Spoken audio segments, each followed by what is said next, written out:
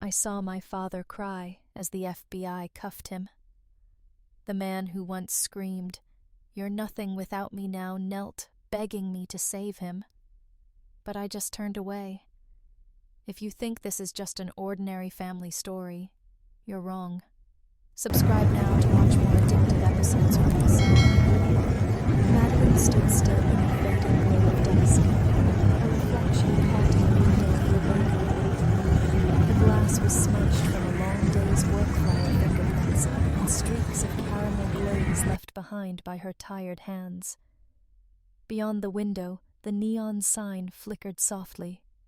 Madeline's Patisserie, the pink cursive glow, cutting through the darkening Houston street like a quiet promise. She looked at herself for a long moment, eyes distant dark hair tied back in a messy knot, her apron streaked with sugar dust. The edges of her lips curled into a ghost of a smile, not quite reaching her eyes. Behind her reflection, trays of lemon tarts and eclairs sat under glass domes, silent witnesses to the day's struggles. Outside, the wind stirred fallen petals across the sidewalk, carrying the sweet scent of cooling pastries mixed with the sharp tinge of diesel fumes from passing trucks. Her breath fogged the window as she whispered almost to herself, "This is the story of the last cake I ever made for them." Her voice trembled around the word them, the syllables sharp with something between grief and vengeance. She blinked once, twice, as if to steady herself, and turned away from the glass. Her movements were quiet, deliberate. She untied her apron, folded it neatly, and placed it on the counter. The bell above the door chimed softly as Oliver stepped out from the back kitchen, wiping his hands on a flour-dusted rag. "You heading out?" he asked, his voice low, gentle anchoring. His brown hair curled damply around his temples, sweat and oven heat clinging to his skin. There was a streak of cocoa powder across his cheekbone. "Just for a walk," she replied, her gaze sliding past him to the racks of cooling croissants. She felt the familiar ache in her chest, a twisting knot of longing and sorrow that had never quite left her since that night years ago. Outside, the late summer air was heavy with humidity. The street lamps flickered on one by one, bathing the cracked sidewalks in orange pools of light. Madeline walked slowly, her flats scuffing against the concrete, her mind drifting back to that night. The night her life was stolen and reborn in a single heartbeat. She could still taste the bitterness of the champagne flat against her tongue, mixed with the copper tang of her own rage. The ballroom had smelled like roses and truffle oil and expensive cologne. Crystal chandeliers dripped light across polished marble floors. Waiters moved in silent precision, silver trays balanced expertly, weaving between clusters of guests dressed in shades of wealth, navy ivory gold. Madeline stood at the center of it all, trapped in a gown of ice-blue silk that hugged her body with suffocating elegance. Her mother's hands had zipped her into it that afternoon, the cold brush of her fingers against Madeline's bare back, carrying no affection, only finality. "You will make us proud tonight," her mother had whispered, breath scented with mint tea and calculation. "Don't embarrass me." Madeline's eyes darted around the room, taking in the swirl of pearls and tuxedos, the clink of glassware, the murmured congratulations.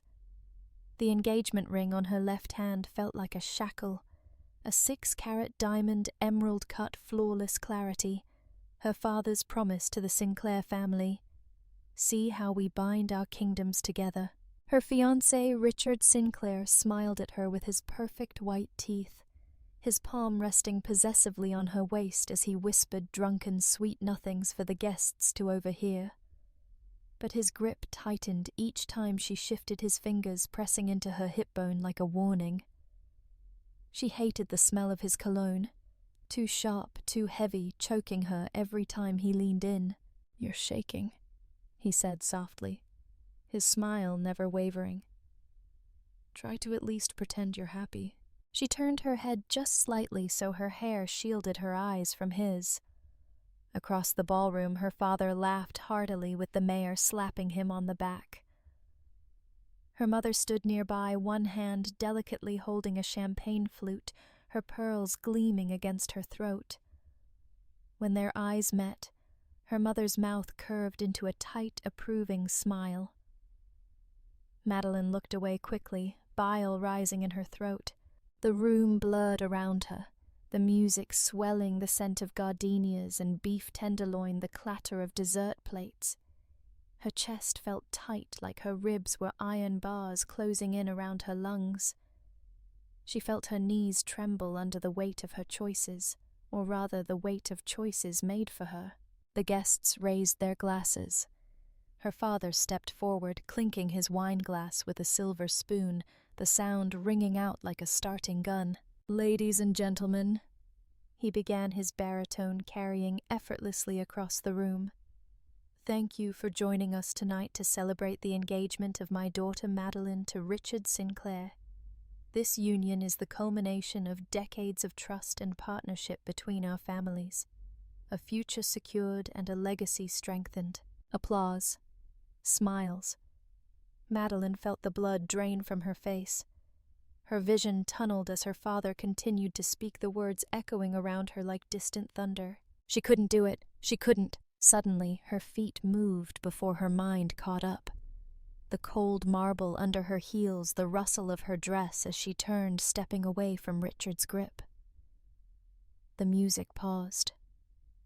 A violin screeched a discordant note as the quartet faltered. Guests murmured confused. Her mother's voice cut through the air, sharp as glass. "Madeline." She didn't look back. She pushed through the gilded double doors, the sound of her father calling her name fading into the roar of blood in her ears. Her chest heaved as she ran down the hallway lined with oil portraits of dead ancestors, their eyes following her with silent condemnation. Outside, the night air wrapped around her shoulders, cool and damp. She stumbled onto the back service driveway, the gravel biting into the soles of her shoes. She ripped off her heels, her hair falling from its elegant twist, as she gasped for breath, clutching the beading of her gown to her chest. That was when she saw him. He was unloading stacked crates from a white catering van, his movements quick and efficient, flour-dusted fingers gripping each box with practiced ease. The dim yellow bulb above the kitchen door cast a halo around his head. Oliver. He paused, mid-motion, sensing her there. Their eyes locked across the shadows, the distance between them filled with the echo of her ragged breathing and the faint hum of crickets in the summer grass. Oliver's eyes widened in concern as he set down the crate.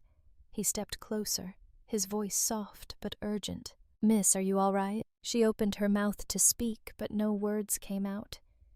Tears welled in her eyes, smudging her mascara into dark rivers down her cheeks. Her chest rose and fell in silent sobs. Oliver took another step forward, hesitant, wiping his hands on the towel tucked into his apron. Up close she could see the sweat dampening his hairline, the faint scent of vanilla and yeast rising from him. Warm, comforting, real. "Do you need help?" he asked again, his voice gentle, careful not to startle her. She shook her head, trying to catch her breath, trying to remember how to speak. I can't do this," she whispered finally, her voice breaking like glass underfoot. His brows knit together, confusion mingled with deep, honest empathy. For a moment the world fell away, the clinking glasses, the roaring music, the suffocating perfume of power and privilege. There was only the quiet night, the hum of distant cicadas, and the two of them standing in the shadow of a palace built on other people's misery. Oliver reached out a hand, palm up, not touching her, just holding it there in the space between them. "It's okay," he said softly. "You don't have to explain. Just breathe." Madeline looked at his hand. Rough palms, flour-dusted fingers, fingernails trimmed short and clean.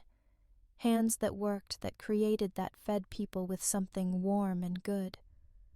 She looked back at him, his eyes so open and unguarded, and for the first time in her life she felt seen. She didn't take his hand.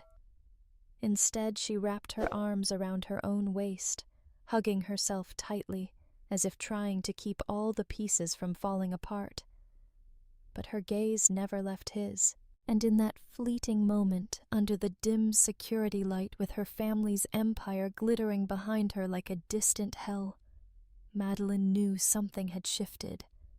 Something had cracked open inside her chest, something raw and desperate and wild. The kind of feeling that could burn down entire legacies or build something beautiful from the ashes. Oliver watched her silently, his eyes reflecting the faint glow of the lamp above them. Neither of them spoke. They just stood there, breathing the heavy night air, listening to the quiet between their pounding hearts. Madeline sat alone at the edge of her parents' sprawling balcony, her thin silk robe clinging to her arms in the damp Houston dawn. Below her, the meticulously landscaped gardens unfurled like a private kingdom, manicured hedges cut into swirling designs, white rose bushes blooming despite the humidity, and a marble fountain bubbling softly at the center. Beyond the wrought iron gates, the world stirred awake, but up here, it was silent, almost holy in its emptiness. She pressed her bare feet against the cold tile, staring down at the driveway that curved past a line of black sedans and pearl-white SUVs. The sun hadn't yet risen above the oak trees, but she could already hear voices from inside the cleaning staff setting tables for breakfast, her mother issuing clipped instructions in that flat, dismissive tone Madeline had known since childhood. Her family's house wasn't just big. It was monstrous. 30,000 square feet of imported stone crystal chandeliers in every room, an indoor koi pond, a grand piano. No one played, and walls lined with gold-framed portraits of men in suits. Men who built things, ruled things, owned things. Generations of stone bridges staring down with silent expectation, their eyes dark and demanding as if saying, "Don't ruin what we built." Inside, her father sat at the end of the 12-seat breakfast table, reading the Wall Street Journal. His hair was iron gray, combed back perfectly, his dark suit unwrinkled even this early. Grant Stonebridge had the kind of presence that sucked the air out of a room. When he entered, people stood straighter. When he spoke, they agreed. Next to him, Madeline's mother sipped her grapefruit juice, her pearl earrings gleaming against her neck. Helen Stonebridge had been a beauty queen once, decades ago, though you would never hear her mention it. Her beauty had hardened into something sharper over the years. Precise hair, sculpted cheekbones, lips lined in a perfect bow. Nothing about her ever smudged. At the far end, Madeline's brother James scrolled through his phone with one hand while spearing eggs with the other. He was 2 years older than Madeline, but looked 10 years older in his tailored vest and Rolex. His hair was styled back in perfect sandy waves. Everything about him radiated self-certainty and casual arrogance. He ran the commercial real estate division of Stonebridge Holdings, managing billions in urban development. He loved to remind everyone that Madeline just played with pastries for a living. "Good morning," Madeline said softly, stepping into the dining room. 3 heads lifted, turned, assessed her. "Morning, darling," her mother replied, eyes flicking down her daughter's thin robe with distaste. "You're not dressed yet." Madeline pulled the robe tighter around her waist. "I'll change after breakfast." Her father didn't look up from the paper. "Breakfast is nearly over." James smirked, wiping hollandaise sauce from the corner of his mouth.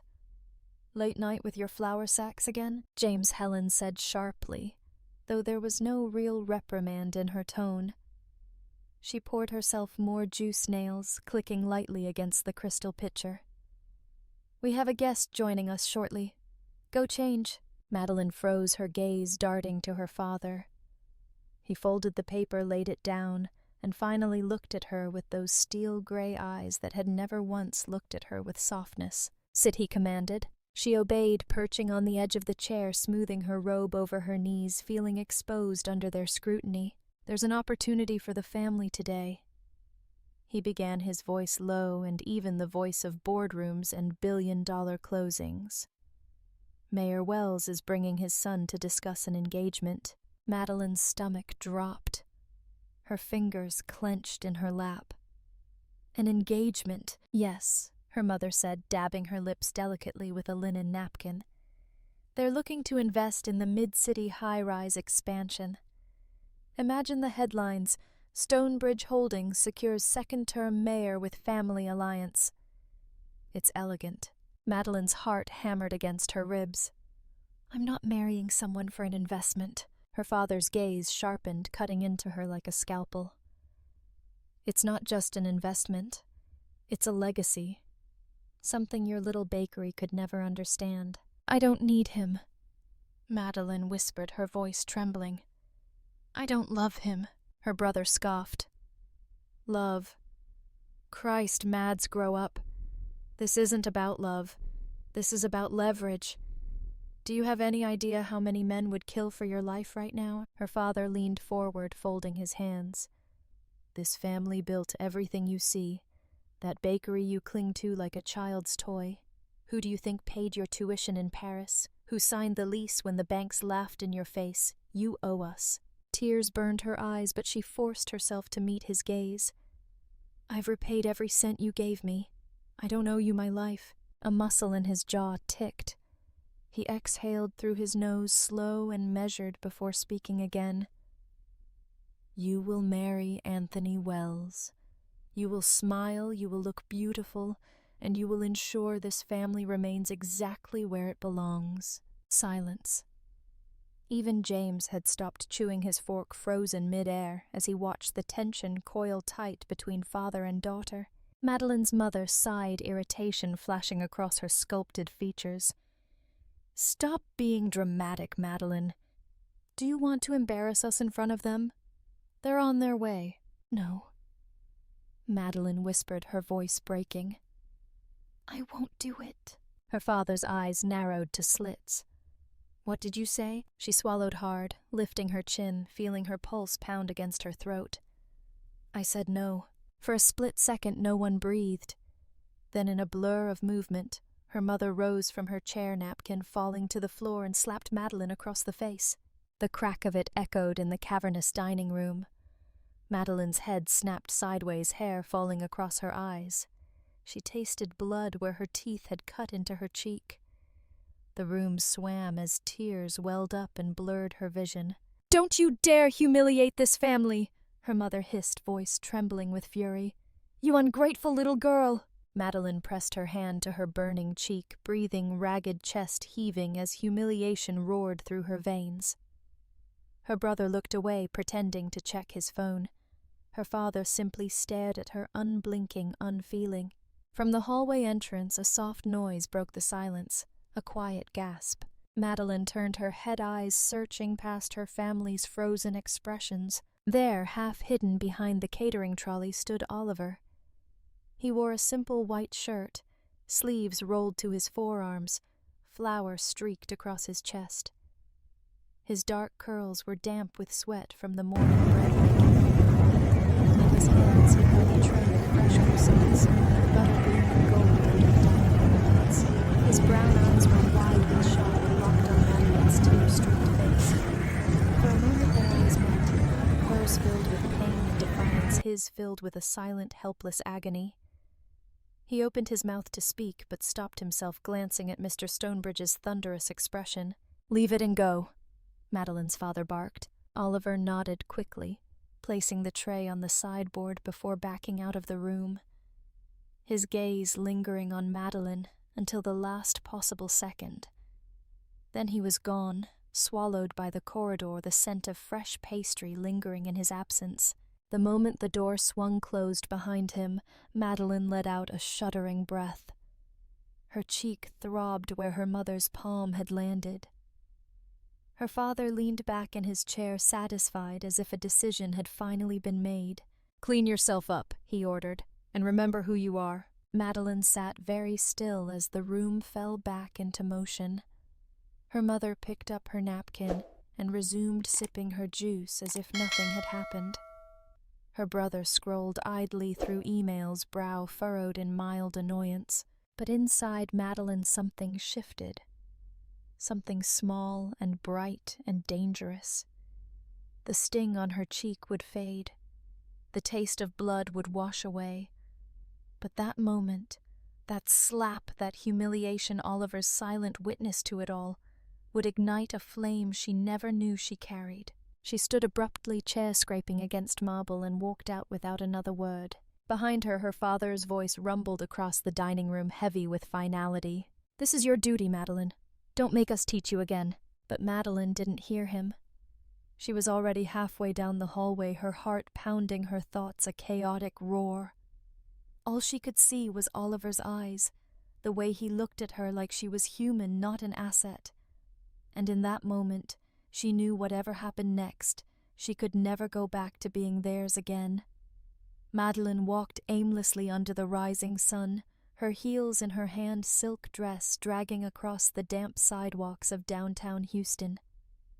Morning traffic thickened around her headlights, slicing through the gray dawn, but she didn't see any of it. Her cheek still burned from her mother's slap. Her chest felt carved out hollow. She moved like a ghost, unseeing, uncaring.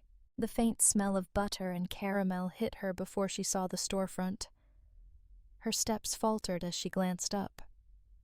Oliver's Bake Shop read the small navy awning, the golden letters curling in delicate script. Light glowed from inside, warm amber flickering against the glass windows fogged with heat. The scent wrapped around her, wrapping her in fleeting comfort. Toasted almonds, fresh yeast, melted chocolate. She pressed a trembling hand to the door and pushed it open. A tiny bell chimed overhead. Inside was warmth. Real warmth. Not the sterile, climate-controlled chill of her family's mansion, but human warmth ovens, humming metal trays, clanging softly the rhythmic whisking of cream in stainless bowls. Shelves lined the walls, stacked with bread loaves and flaky pastries glazed to perfection. A glass case glimmered with rows of raspberry tarts and tiny lemon meringue pies. At the far counter, Oliver worked with his back to her. He wore a black apron dusted with flower sleeves rolled high on his forearms, revealing the faint tan lines at his elbows. His dark curls were tousled from sleep and sweat. He was whipping something in a large copper bowl, strong forearms flexing with each swift motion. "Oliver," she whispered, her voice breaking in the quiet. He turned sharply, eyes widening when he saw her. The disheveled gown, bare feet, hair tangled across her shoulders, mascara streaked down her cheeks. His expression shifted instantly from surprise to worry. "Madeline," he breathed, setting down the whisk and wiping his hands on his apron as he hurried to her.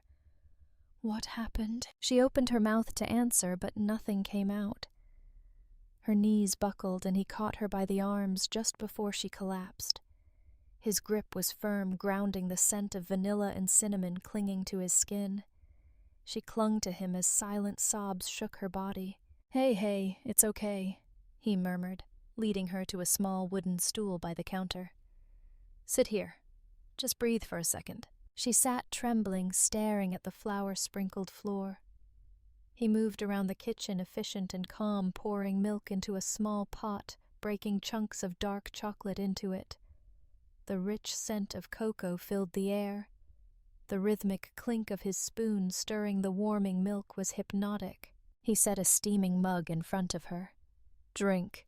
You're freezing." She wrapped her hands around the ceramic, letting the heat seep into her bones, the bittersweet scent of melted chocolate and cinnamon swirling up into her face.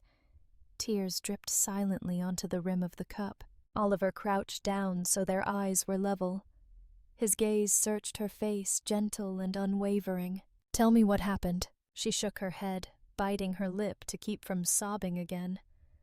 "It doesn't matter," she whispered, her voice ragged. It's always been like this. His brow furrowed. Like what? Everything she choked out, her shoulders trembling.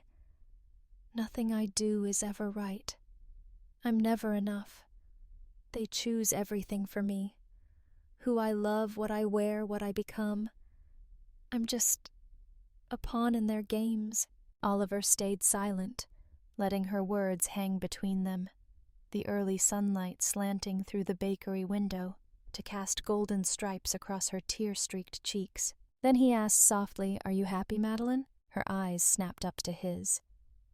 No one had ever asked her that.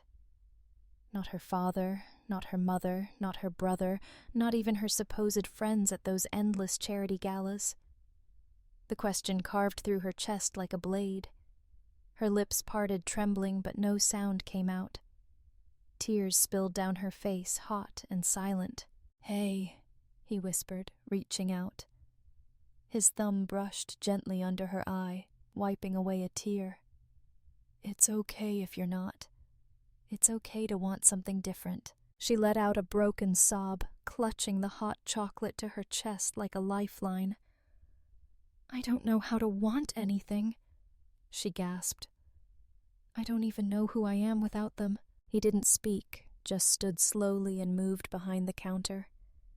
He poured warm milk into a frothing jug, steaming it with a quiet hiss. The smell of espresso and caramelized sugar filled the air, wrapping around her like a balm. Madeline sipped her cocoa, tasting the faint kick of cinnamon he always added. Her gaze lifted to him as he moved through his kitchen, graceful and grounded. Everything about him was quiet strength. The steady lines of his shoulders, the patience in his hands as he worked the dough, the way he hummed under his breath without realizing it. She saw his world then, a quiet bakery before dawn, the hum of ovens and the slow rise of fresh bread. No boardrooms, no million-dollar deals, no glittering chandeliers to reflect her flaws back at her. Just flour, butter, sugar, and him. Oliver finished frothing the milk and poured it over espresso, creating delicate latte art with a swirl of his wrist. He set the cup beside her cocoa. The heart shape floated perfectly on top. "For you," he said with a shy smile. "Extra caramel.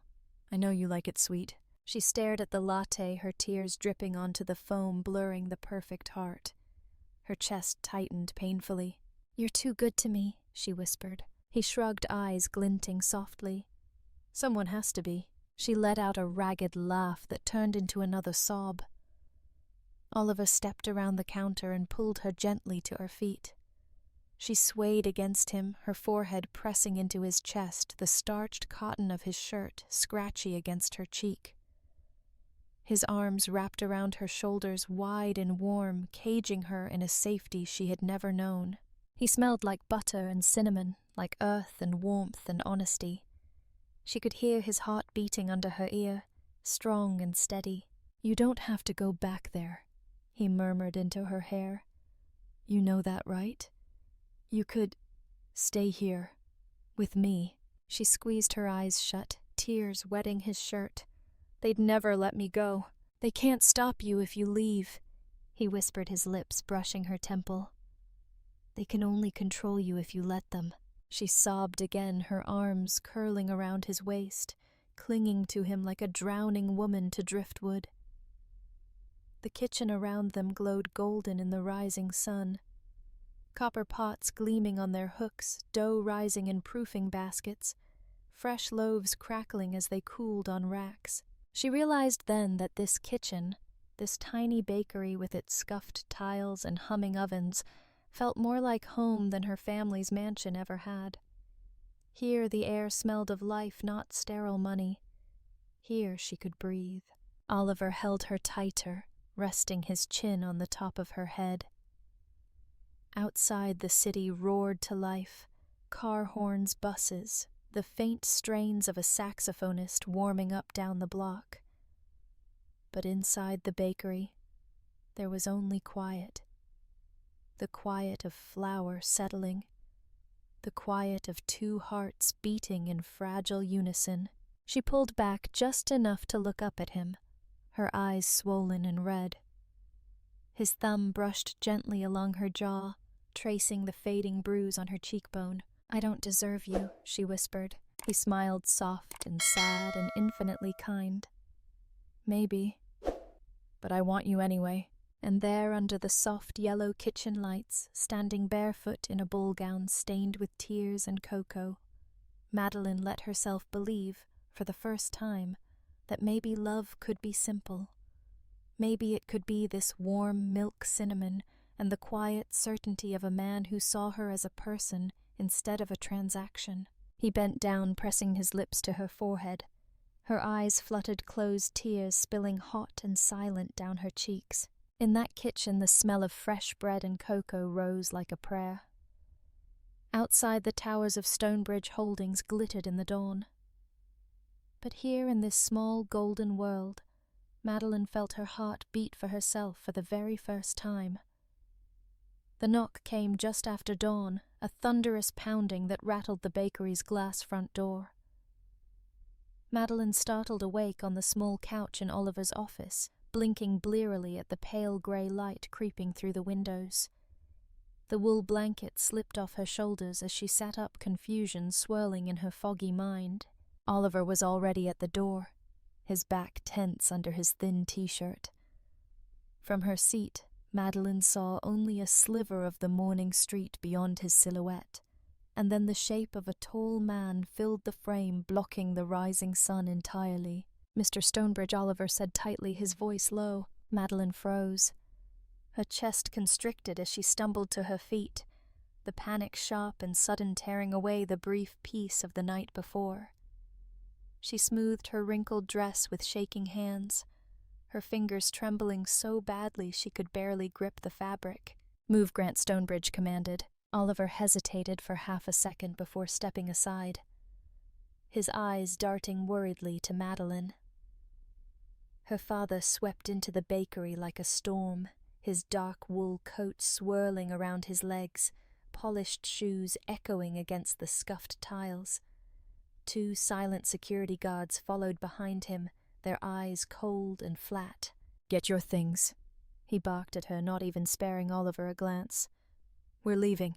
Madeline's heart thudded painfully against her ribs. "No," she whispered, her voice hoarse from sleep and tears. "I'm not going."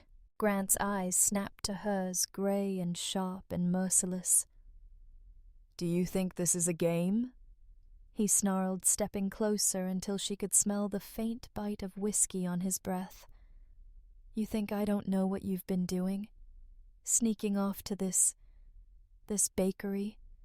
Letting yourself be used by some flower-covered nobody?" "Sir, please," Oliver began, but Grant cut him off with a vicious flick of his hand. "Shut your mouth," he hissed, eyes still locked on Madeline.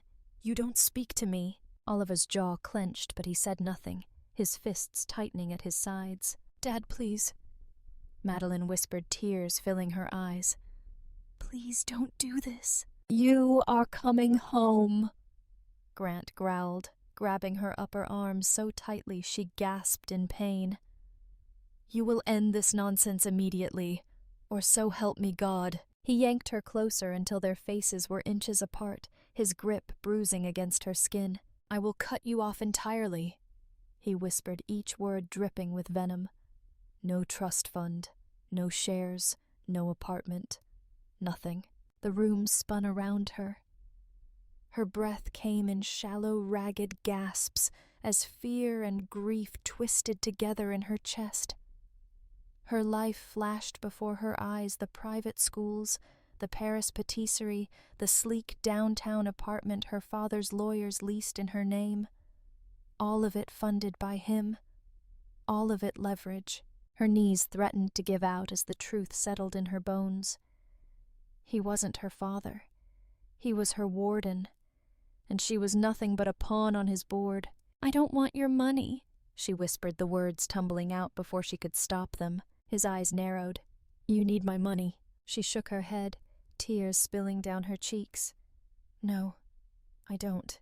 Something dark flickered across his face, something like rage, or perhaps fear, but it vanished quickly, replaced by cold disdain. He released her arm with a shove that sent her stumbling backward. "Then you're no daughter of mine," he said flatly. "Pack your things. You have 1 hour to get out of the apartment. After that, security will remove you." Madeline's breath caught painfully in her throat as she stared at him, her heart splintering with every beat. For a moment she saw him not as the towering, unbreakable man she'd feared her whole life, but as something brittle and cruel and deeply, deeply small. He turned sharply, his coat swirling around him as he strode out of the bakery, the 2 guards trailing behind like silent shadows. The door slammed shut, rattling the bell above it. Silence. Madeline stood frozen, shaking her chest, heaving. The only sound was the distant hum of the ovens and the faint chirping of early morning sparrows outside. Oliver moved toward her, his eyes wide with worry, his voice trembling. "Maddie, are you okay?" She let out a strangled laugh that turned into a sob, pressing her trembling fingers against her lips to keep from screaming. "I have to go," she whispered, choking on the words. "I have to pack." He grabbed her shoulders, gently forcing her to meet his eyes. "You don't have to do anything he says. Stay here. Stay with me." Fresh tears welled in her eyes as she cupped his face with shaking hands, memorizing the warmth of his stubble against her palms, the way his brown eyes searched hers with such desperate honesty. "I want to," she whispered, "but I need to do this right." He nodded slowly, though his eyes glistened with unshed tears. "I'll come with you." "No," she said quickly, brushing her thumbs under his eyes. "I need to do this alone." "Madeline." "Please, Ollie," she whispered, her voice breaking. "Please." He closed his eyes, breathing shakily before nodding. She pressed her lips to his forehead, lingering there for a long, silent moment before stepping back. The drive to her apartment was a blur. Her driver wouldn't look at her in the rearview mirror. When she stepped into the marble lobby, the concierge avoided her eyes. Word traveled fast in her father's empire. Upstairs in her penthouse overlooking the city, she stood in the doorway and looked around. The sleek furniture, the abstract paintings, the high-to-ceiling windows framed the Houston skyline. None of it ever had hers. None of it ever had. She moved quickly, methodically. Her designer dresses remained in the closet. Her diamond jewelry lay untouched in velvet boxes. She ignored the imported shoes, the French perfumes, the silk scarves still wrapped in tissue paper. She pulled down one item from the highest shelf, an old leather-bound notebook, its cover cracked and worn with age. She ran her fingers over the faded gold lettering. Grandma's recipes. She clutched it to her chest, closing her eyes as tears spilled silently down her cheeks. The smell of vanilla and lemon zest rose from its pages, ghosts of a kitchen filled with laughter and warmth and love, the only place she'd ever felt truly wanted. She grabbed a duffel bag and shoved in jeans, t-shirts. Her pastry knives, rolling pin, and the small wooden spoon her grandmother had carved for her as a child. The spoon's handle was worn smooth where her thumb always rested. That was all. That was all she needed. She looked around one last time at the penthouse her father had gifted her when she graduated from Le Cordon Bleu. The walls loomed back at her in silence. There was no grief as she closed the door behind her. Only relief. Rain had begun to fall by the time she stepped out of the building, a steady, drumming downpour that soaked her hair within seconds. Her duffel bag felt heavy against her shoulder, but her steps felt light for the first time in years. She looked up at the iron-gray sky, raindrops sliding down her face, mingling with her tears. Then she saw him. Oliver stood by the curb, leaning against his rusted pickup truck, his dark hair plastered to his forehead by the rain. He wore his usual faded jeans and gray Henley now soaked through to his skin. His eyes searched the street, desperately scanning each passing pedestrian until they landed on her. When they did, his entire body sagged with relief. He pushed off the truck and ran to her, his boots splashing through puddles. "Madeline," he shouted over the rain, his voice breaking. She dropped her bag onto the wet pavement as he reached her, and then she was in his arms, clutching his soaked shirt, sobbing into his chest as the rain poured down around them. He held her so tightly she could barely breathe, his hands cradling the back of her head, his lips pressing to her temple over and over. "It's okay," he whispered against her hair, his voice shaking. "It's okay. I've got you. I've got you." She sobbed harder, her fingers curling into his shirt, her shoulders shaking with the force of her grief and relief. The rain thundered down around them, drenching them to the bone, but neither of them moved. She pulled back just enough to look up at him. His face was streaked with rain, his eyes red with tears. "I have nothing now," she whispered, her voice breaking. "Nothing." He cupped her face in his rough, warm hands, his thumbs brushing away the rain and tears. He bent down, pressing his forehead to hers. "You have me?" he said softly, his breath mingling with hers in the cold morning air. "You'll always have me." She closed her eyes and let herself believe him. Just for a moment. Just long enough to breathe again. The apartment smelled like old carpet and damp plaster. Madeline stood in the middle of the tiny living room, arms wrapped tightly around her chest, staring at the water stain blooming across the ceiling. Outside the cracked window, the Houston traffic hummed past in the early evening light, neon signs flickering along the strip mall across the street. "This is... Homie," she whispered, her voice trembling on the edge of hysteria. Oliver stepped in behind her, lugging 2 cardboard boxes marked kitchen and books. He set them down with a grunt and wiped sweat from his brow, smiling sheepishly. "It's not Park Avenue," he said, nudging her gently with his elbow. "But it's ours." She turned to him, her eyes filling with tears she refused to let fall. The last 48 hours felt like a fever dream. Her father's rage, her mother's cold betrayal, packing her life into a single duffel bag, the silent drive across town with Oliver, gripping her hand so tightly her knuckles turned white. Now, here they were, standing in a place with peeling wallpaper and a broken smoke alarm that beeped every 10 seconds, and he was still smiling at her like she was the most beautiful thing he'd ever seen. She forced a shaky smile back. "Ours," she echoed softly. 2 days later, they signed a month-to-month lease on a small shuttered bakery unit on the corner of Polk and Hutchins. The place had been empty for 3 years, its windows grimy with dust, the rusted gate hanging at a crooked angle. Inside, the air was stale and sweet with old flour. Rats had chewed through the burlap sacks left behind, scattering seeds across the linoleum floors. A single oven sat cold and silent in the back, its glass door cracked in a spiderweb pattern. Madeline walked slowly through the narrow kitchen, running her fingertips over the dented steel counters.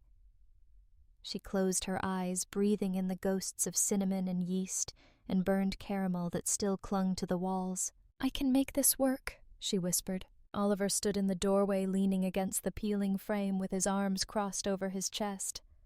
"I know you can." They spent their nights scrubbing every inch of that kitchen. Oliver tore out the rat-chewed baseboards and replaced them himself, sweating through his t-shirts as he hammered and cut late into the humid nights. Madeline scraped grease from the stovetop, her hands blistered and raw, her nails broken and caked with baking soda paste. They painted the walls bright white. They strung warm Edison bulbs across the front windows. Oliver built a wooden counter by hand, sanding it smooth in the parking lot under the flickering security light. Madeline hung a chalkboard menu on the wall, the first item written in her elegant looping script, Grandma's Lemon Caramel Tart, $3.50.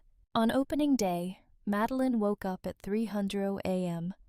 She lay in the dark beside Oliver, listening to his deep, even breathing. His arm draped protectively over her waist. Her heart hammered with fear and hope as she slipped out of bed, pulling her hair back into a neat bun and tying on her apron. In the tiny kitchen, she moved with quiet precision, measuring flour, cracking eggs, zesting lemons into bright curls. She whispered her grandmother's recipe under her breath like a prayer, the words steadying her shaking hands. Lemon zest. First, to wake the oils. Beat sugar into the butter until it sighs like a cloud. Fold the flour in with kindness. Let the dough rest so it remembers who it is. By the time Oliver walked in, rubbing sleep from his eyes, the smell of fresh pastry filled the shop. He paused in the doorway, taking in the golden tarts cooling on wire racks, the lemon custard gleaming in its crisp shells, the faint smile playing across Madeline's lips as she drizzled caramel ribbons over each one. "You're magic," he murmured. She looked up at him, her eyes tired but shining. "Let's hope the neighborhood thinks so." At 7:00 a.m. they flipped the closed sign to open. Madeline stood behind the counter, heart pounding as she smoothed her apron, forcing a bright smile. The minutes ticked by. Cars drove past. A few pedestrians glanced at the shop window, then kept walking. By 9:00 a.m. they'd sold 2 coffees, no tarts. By noon, the pastries sat untouched under their glass domes. The lemon curd began to weep slightly where the sugar pulled away from the crust. Madeline wiped the sweat from her brow with trembling fingers, her chest tight with panic. "It's the first day," Oliver said, coming around the counter to squeeze her shoulders. "Word will spread." She nodded, biting her lip to keep it from trembling. But inside her mind screamed, "What if they don't come? What if no one ever comes?" That afternoon she tried a new batch of croissants. The dough refused to rise. She started over. This time she left the butter block out too long. It melted into greasy sludge between the folds. She threw the ruined dough into the trash with shaking hands. At 3:00 p.m. the oven died. There was a loud pop, a curl of black smoke, and the kitchen plunged into silence. The smell of burnt wiring filled the air. "No, no, no," Madeline whispered, dropping to her knees. She opened the oven door, and a cloud of acrid smoke billowed out, stinging her eyes. Tears streamed down her face as she stared at the charred lemon tarts inside. Oliver rushed in from the front, coughing as the smoke wrapped around them. "Out," he choked. "Come on." He grabbed her hand and pulled her to her feet, guiding her out the back door into the narrow alley. The late afternoon rain fell in a steady, drenching sheet, plastering her hair to her face. She stood there barefoot on the wet concrete, sobbing uncontrollably as the rain mingled with her tears. "I can't do this," she gasped, hugging her arms around her chest as she shook with grief and exhaustion. "I can't. I'm not her. I'm not Grandma. I'm nothing without them." "Stop," Oliver said firmly. She looked up at him through her tears. His hair was soaked droplets sliding down his strong, stubbled jaw. His shirt clung to his chest, revealing the solid lines of muscle beneath. His eyes burned with something fierce and unbreakable. "You are not nothing," he said, stepping closer until the rain drummed against his broad back, sheltering her in his shadow. "You're Madeline Stonebridge. You are the girl who makes caramel taste like sunlight, who bakes lemon tarts that heal hearts, who left everything she had to stand on her own 2 feet. She shook her head, sobs racking her shoulders. "I can't do it, Ollie, I can't." He reached out and grabbed her face in his rough, flour-roughened hands, forcing her to meet his gaze. "Yes, you can," he whispered fiercely. "Because I believe in you. I believe in your recipes. I believe in the way your hands know exactly what butter needs. I believe in the way you look at dough like it's a secret only you can unlock." Her tears fell harder as he leaned forward, pressing his forehead to hers. The rain pounded down around them, drowning out the sounds of traffic and the distant wail of a siren. "I believe in you, Maddie," he whispered against her lips. "Always." She closed her eyes, her sobs quieting into trembling breaths as his words settled into her chest, warm and golden and terrifyingly beautiful. She wrapped her arms around his waist, pressing her face into his soaked shirt, breathing in the scent of cinnamon and rain and Oliver. And for the first time since she'd walked out of her father's empire, she felt a flicker of hope.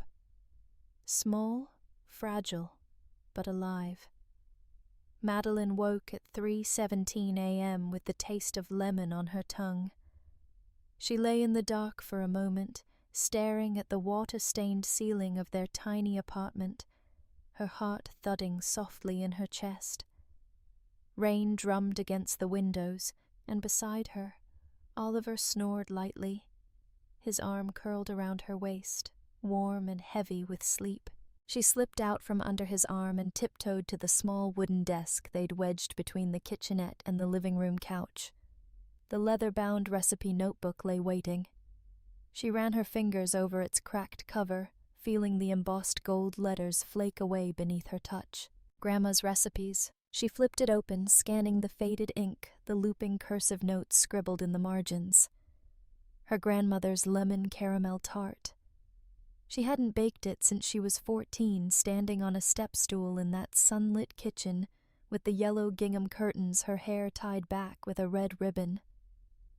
She remembered the smell of lemon zest, the way her grandmother's rough hands guided hers, folding butter into flour with a tenderness her mother's manicured fingers had never offered. "This tart is magic, Maddie girl," her grandmother had whispered, kissing her flour-dusted forehead. "You make this for someone when words aren't enough." She pulled on jeans and a sweatshirt, knotting her hair at the nape of her neck. The bakery was only a 15-minute walk away, dark and silent at this hour. She stepped out into the cold drizzle, her sneakers slapping wetly against the pavement as she walked through the sleeping city, her breath fogging in the streetlight glow. Inside the bakery, the silence was thick and comforting. She flicked on the pendant lights, their golden glow illuminating the flour-dusted counters, the racks of proofing baskets lined up like silent sentinels. She pulled out lemons from the crate Oliver had hauled in yesterday, their skins dimpled and bright as sunshine. She zested them slowly, inhaling the sharp citrus oils that sprayed into the air. Her eyes stung with tears, she didn't try to stop. The scent wrapped around her like memory, pulling her back to a simpler time when love meant sugar cookies on Saturday mornings and lemon caramel tarts cooling on the windowsill. She whisked eggs and sugar together until they formed thick golden ribbons. She squeezed the lemons, their juice biting at a tiny cut on her finger. She melted butter into the mixture, stirring slowly, patiently, just as her grandmother taught her. The caramel came last. She poured sugar into a heavy saucepan, watching it melt into liquid amber. She tilted the pan, swirling it until it turned deep golden brown, the scent dark and rich, tinged with smoke. She poured it into the lemon custard in a slow, thin stream, whisking as the mixture thickened and gleamed. At dawn, Oliver arrived to find her standing at the cooling rack, dozens of tarts lined up before her, their glossy lemon caramel surfaces quivering in the warm kitchen air. "Madeline," he breathed, taking in the sight. She turned to him, exhausted and radiant, her cheeks flushed from the oven's heat, her hair falling in damp curls around her face. "I remembered it," she whispered, her voice trembling with wonder. "I remembered every step." He crossed the kitchen in 2 strides and wrapped his arms around her from behind, burying his face in her neck. She closed her eyes and leaned back into him, her hands still dusted with flour, the scent of caramel clinging to her skin. "Let's show the world," he murmured against her ear. That afternoon, Oliver set up his phone on a flour-smeared measuring cup and hit record.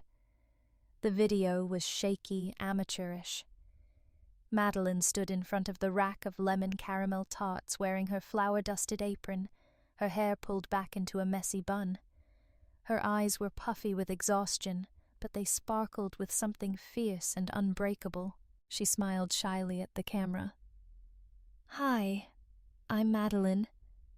Today, I want to share my grandmother's secret recipe. This is a lemon caramel tart. It's not just dessert. It's comfort. It's love. It's everything. She picked up a tart, holding it carefully between her trembling hands.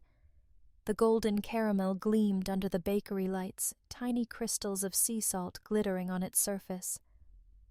She cut into it with a small silver fork, the crust shattering delicately, the custard trembling with each bite. She closed her eyes as she tasted it, a tear sliding down her cheek. "This is for anyone who needs to feel loved today," she whispered, her voice thick with emotion. "I hope it finds you." Oliver uploaded the video to TikTok with the caption, "My girlfriend recreated her grandma's lost recipe. She thinks no one will care. Let's prove her wrong."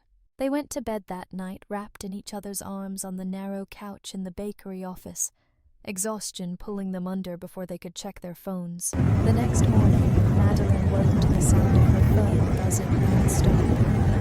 She blinked sleep from her eyes and sat up, her heart hammering as she read the notifications. 1 million views, 3 million views, 5 million. Thousands of comments flooded in. "She's so genuine. I'm crying. I can almost taste the lemon through the screen. Where is this bakery? I need one." By 7:00 a.m., a line snaked around the block outside their bakery. Young women in yoga pants clutching iced coffees, old men in worn baseball caps, teenagers with backpacks, parents holding toddlers by the hand, all of them shivering in the morning chill, waiting patiently for a taste of the tart that made a stranger cry on TikTok. Madeline stood behind the counter, staring out at the crowd with wide, disbelieving eyes. Her hands shook as she tied her apron strings, her chest tight with panic and wonder. "I can't do this," she whispered, turning to Oliver with tears brimming in her eyes. "I can't. What if they hate it?" He grabbed her shoulders and shook her gently, his eyes blazing with fierce pride. "They're not here because they want a perfect tart," he said firmly. "They're here because they want your tart.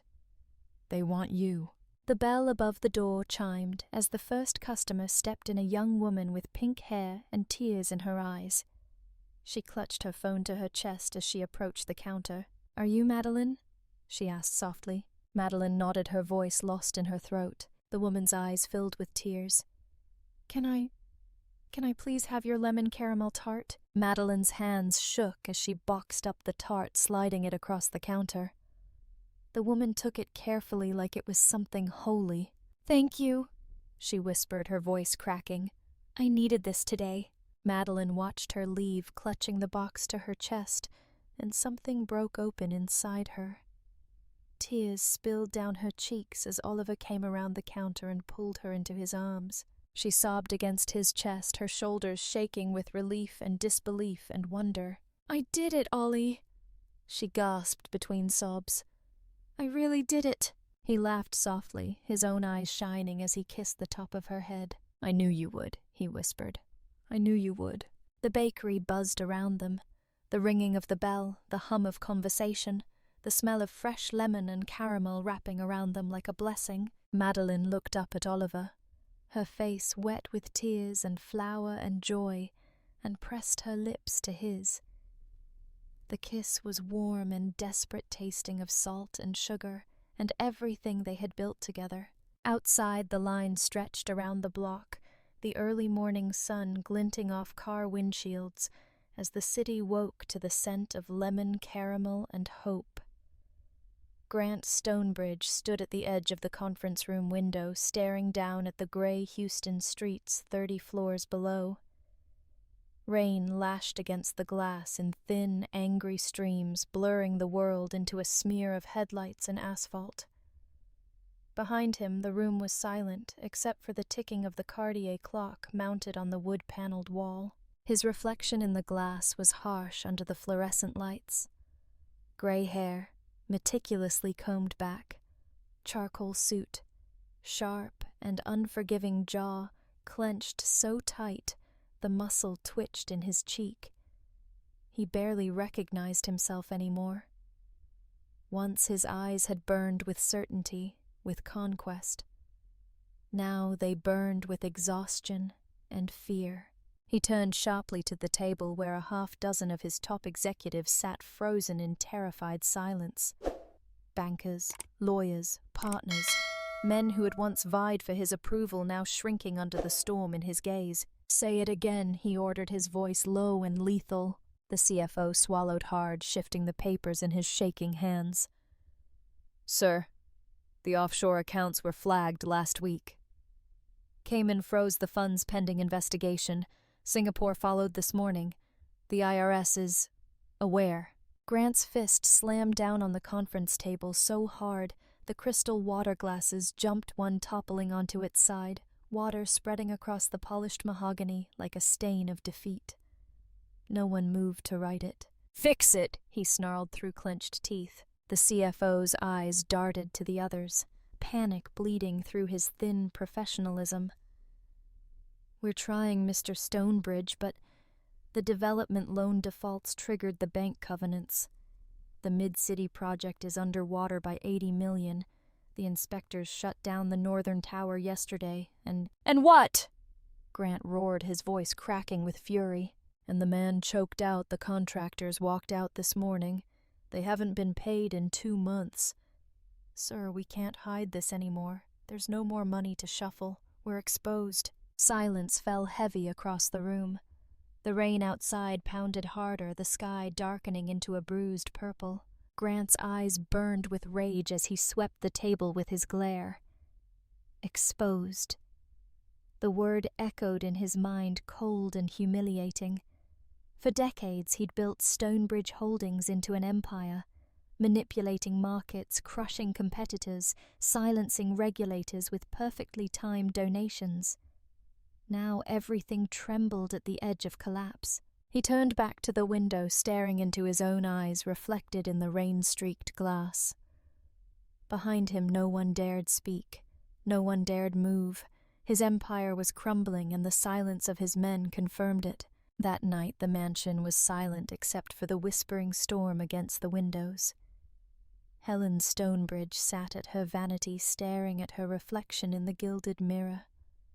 Her pearl earrings gleamed in the lamplight, mocking her with their perfect luster. Tears slid down her carefully powdered cheeks, leaving pale streaks through the foundation. She pressed a shaking fingertip to her temple, trying to rub away the pain blooming behind her eyes. The martini glass beside her was empty except for a single olive floating in brine. She picked it up and drank it dry, her throat burning with salt and gin residue. From the window she could see the stone driveway winding down through the manicured hedges lit by the glowing lantern posts her husband imported from a French chateau. At the end of the drive sat her son's Maserati, idling in the dark. James stood outside the car, swaying unsteadily in the rain. His hair was plastered to his forehead, his expensive Italian suit soaked through. He lifted the empty whiskey bottle in his hand and hurled it against the iron gate. It shattered into glittering shards, falling among the black rose bushes like cursed confetti. "Fuck!" he screamed into the storm, his voice ragged and broken. He staggered forward and slammed his fist onto the hood of the Maserati, leaving a deep dent in the gleaming silver metal. He punched it again and again until his knuckles split, blood smearing across the rain-slick surface. Helen watched him through the glass, her tears falling faster now. Her perfect golden son, the one she raised to rule beside his father, screaming into the storm like a wounded animal. She pressed her hand to the window pane, feeling the cold seep into her bones. This wasn't supposed to happen, she thought, despair tightening around her throat. We were untouchable. We were supposed to be untouchable. Downstairs, Grant poured himself 3 fingers of scotch in the silent kitchen, his hand trembling so badly the ice rattled like dice in the glass. He tossed it back in one swallow, the burn a welcome distraction from the panic clawing at his chest. He sank into one of the leather bar stools at the granite island, the empty house pressing down on him from all sides. Portraits of their family lined the walls, each one painted in burnished gold frames. In all of them, Madeline was a child, a silent, delicate girl in lace dresses sitting stiffly beside her brother, under her mother's heavy hand.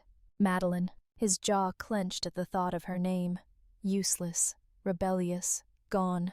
But as he sat there in the suffocating silence of his crumbling empire, an idea took shape in his mind.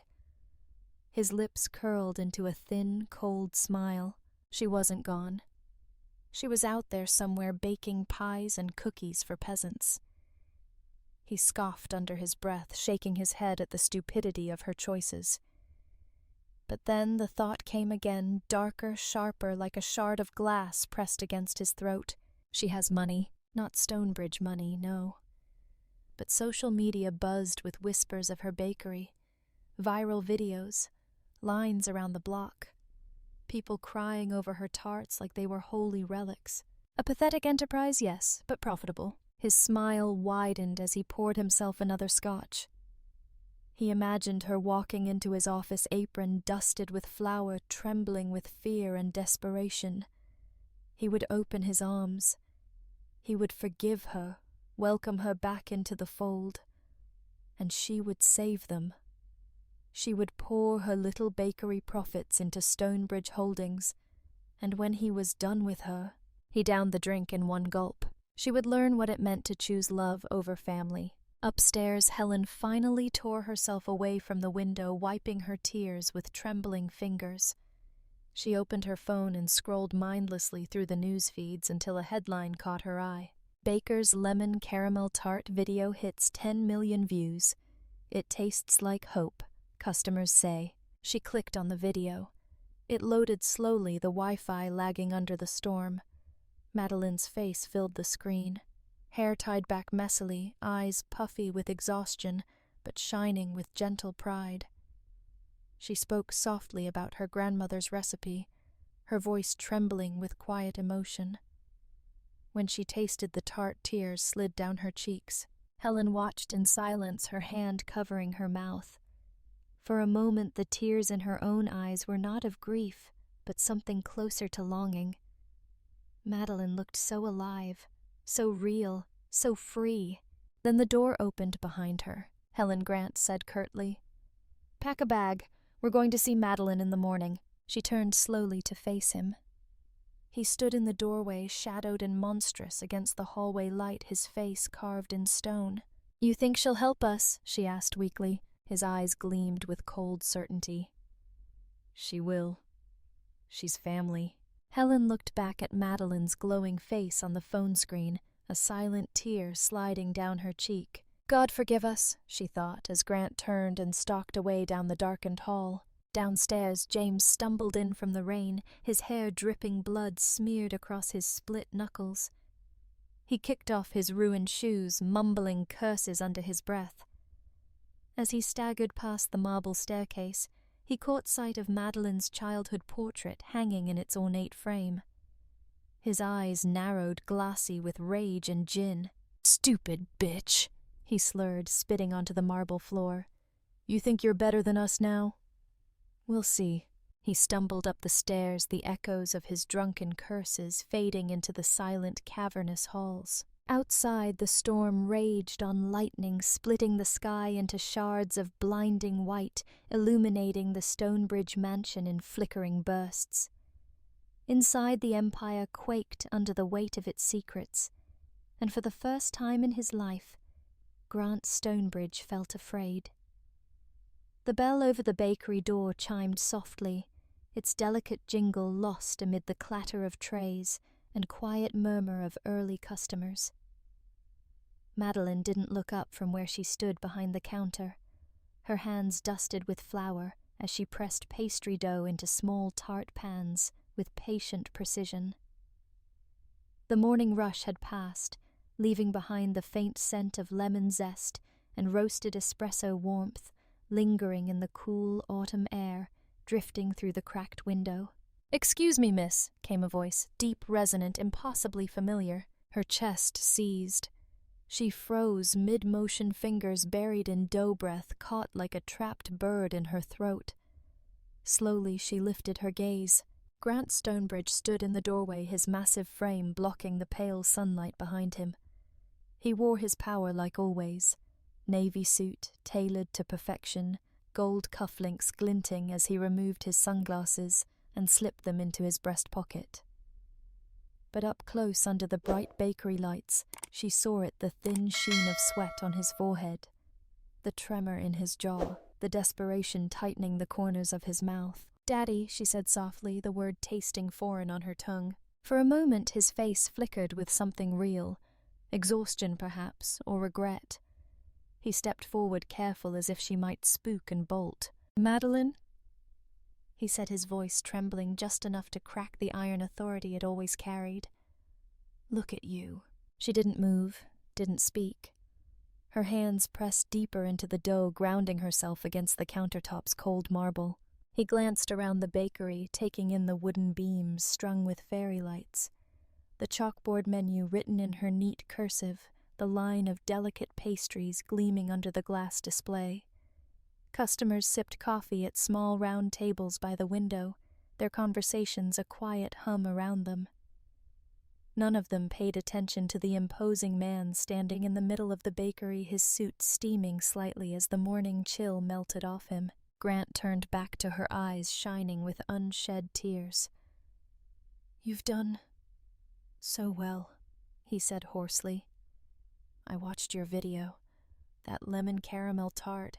It went viral, didn't it?" She stared at him in silence, her chest rising and falling in small, controlled breaths. He swallowed hard, reaching into his inner jacket pocket and pulling out his phone.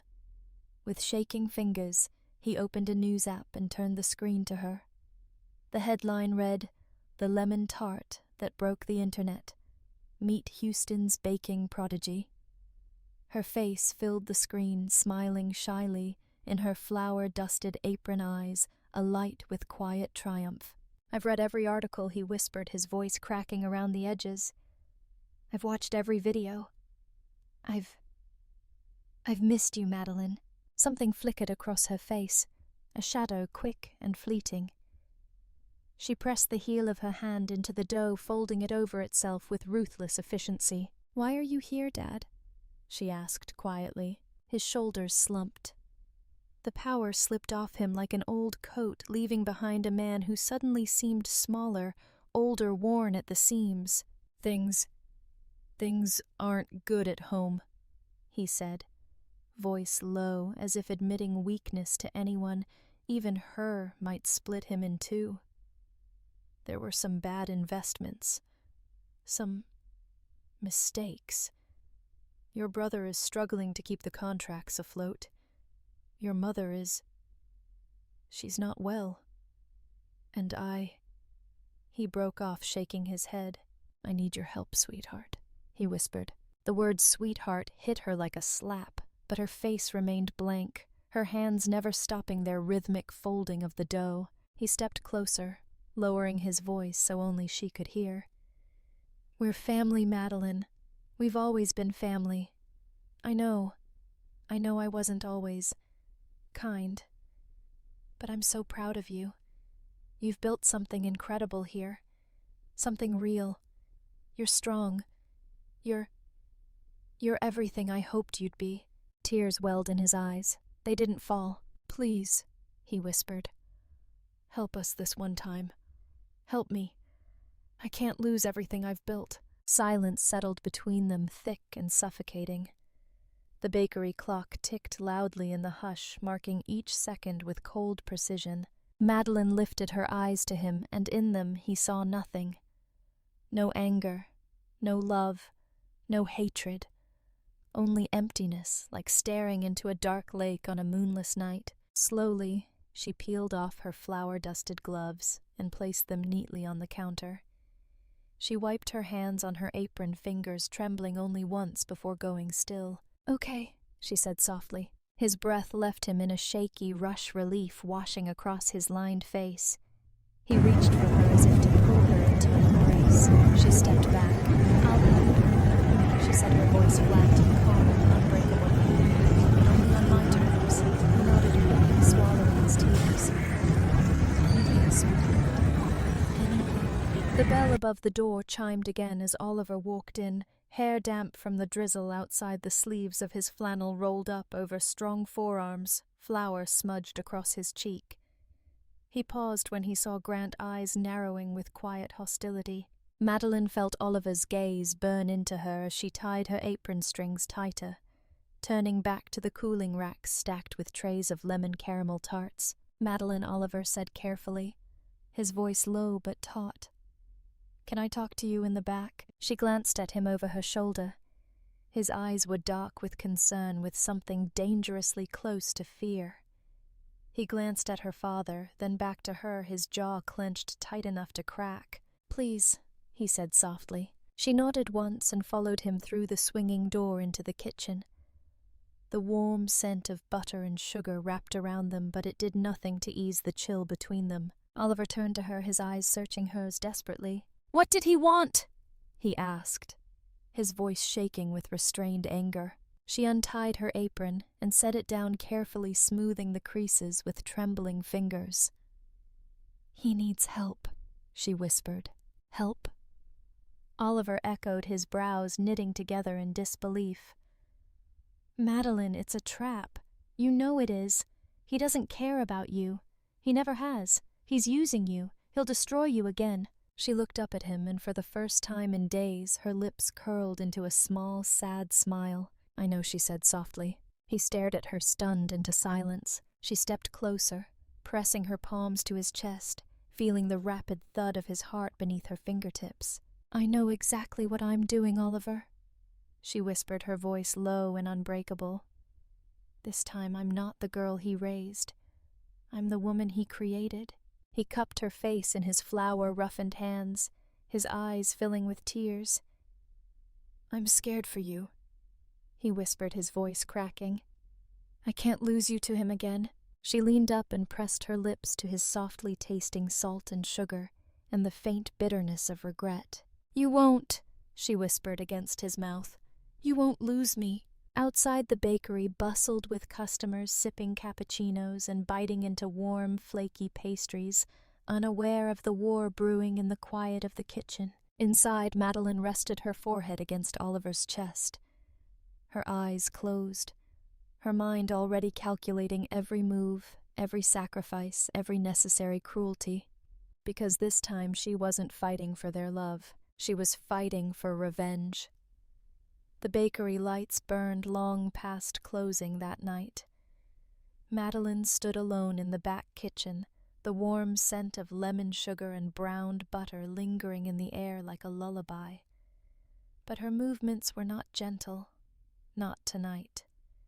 Her fingers moved with ruthless precision, wiping down steel counters, sterilizing tools, checking her phone every few minutes for a message that hadn't yet come. Finally, the screen lit up, package delivered, awaiting final integration. She exhaled shakily, leaning against the cold metal counter as the weight of the coming hours pressed down on her shoulders. She pulled the small black case closer, unclipping the latches with trembling fingers. Inside, nestled in padded foam, lay 24 micro-tracker chips, no bigger than a lentil, each marked with a unique serial code. She picked one up, turning it between her thumb and forefinger. The metal gleamed under the bright fluorescent lights. Her stomach twisted with nausea at the thought of what she was about to do.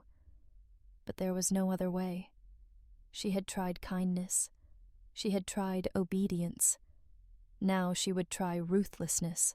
She laid out the order forms on the stainless counter. The family's catering manager had placed an urgent bulk order for the upcoming gala season. 600 lemon caramel tartlets, 300 mini pistachio, eclairs, 500 cannelé. "The Stonebridge name is hosting half the city's elite this winter," her father had said earlier that afternoon, his voice tight with forced affection. "We want your pastries at every table, sweetheart. Make us proud."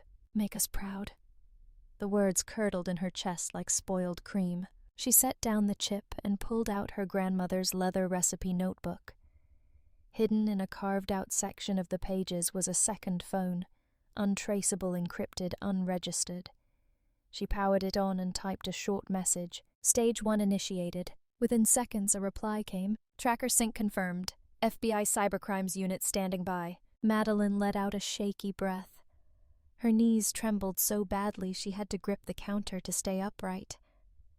Her mind flashed back to the first time she stepped into a federal office clutching a USB drive of stolen bank statements and offshore wiring instructions. The agents had looked at her with polite skepticism, another heiress crying wolf over family drama.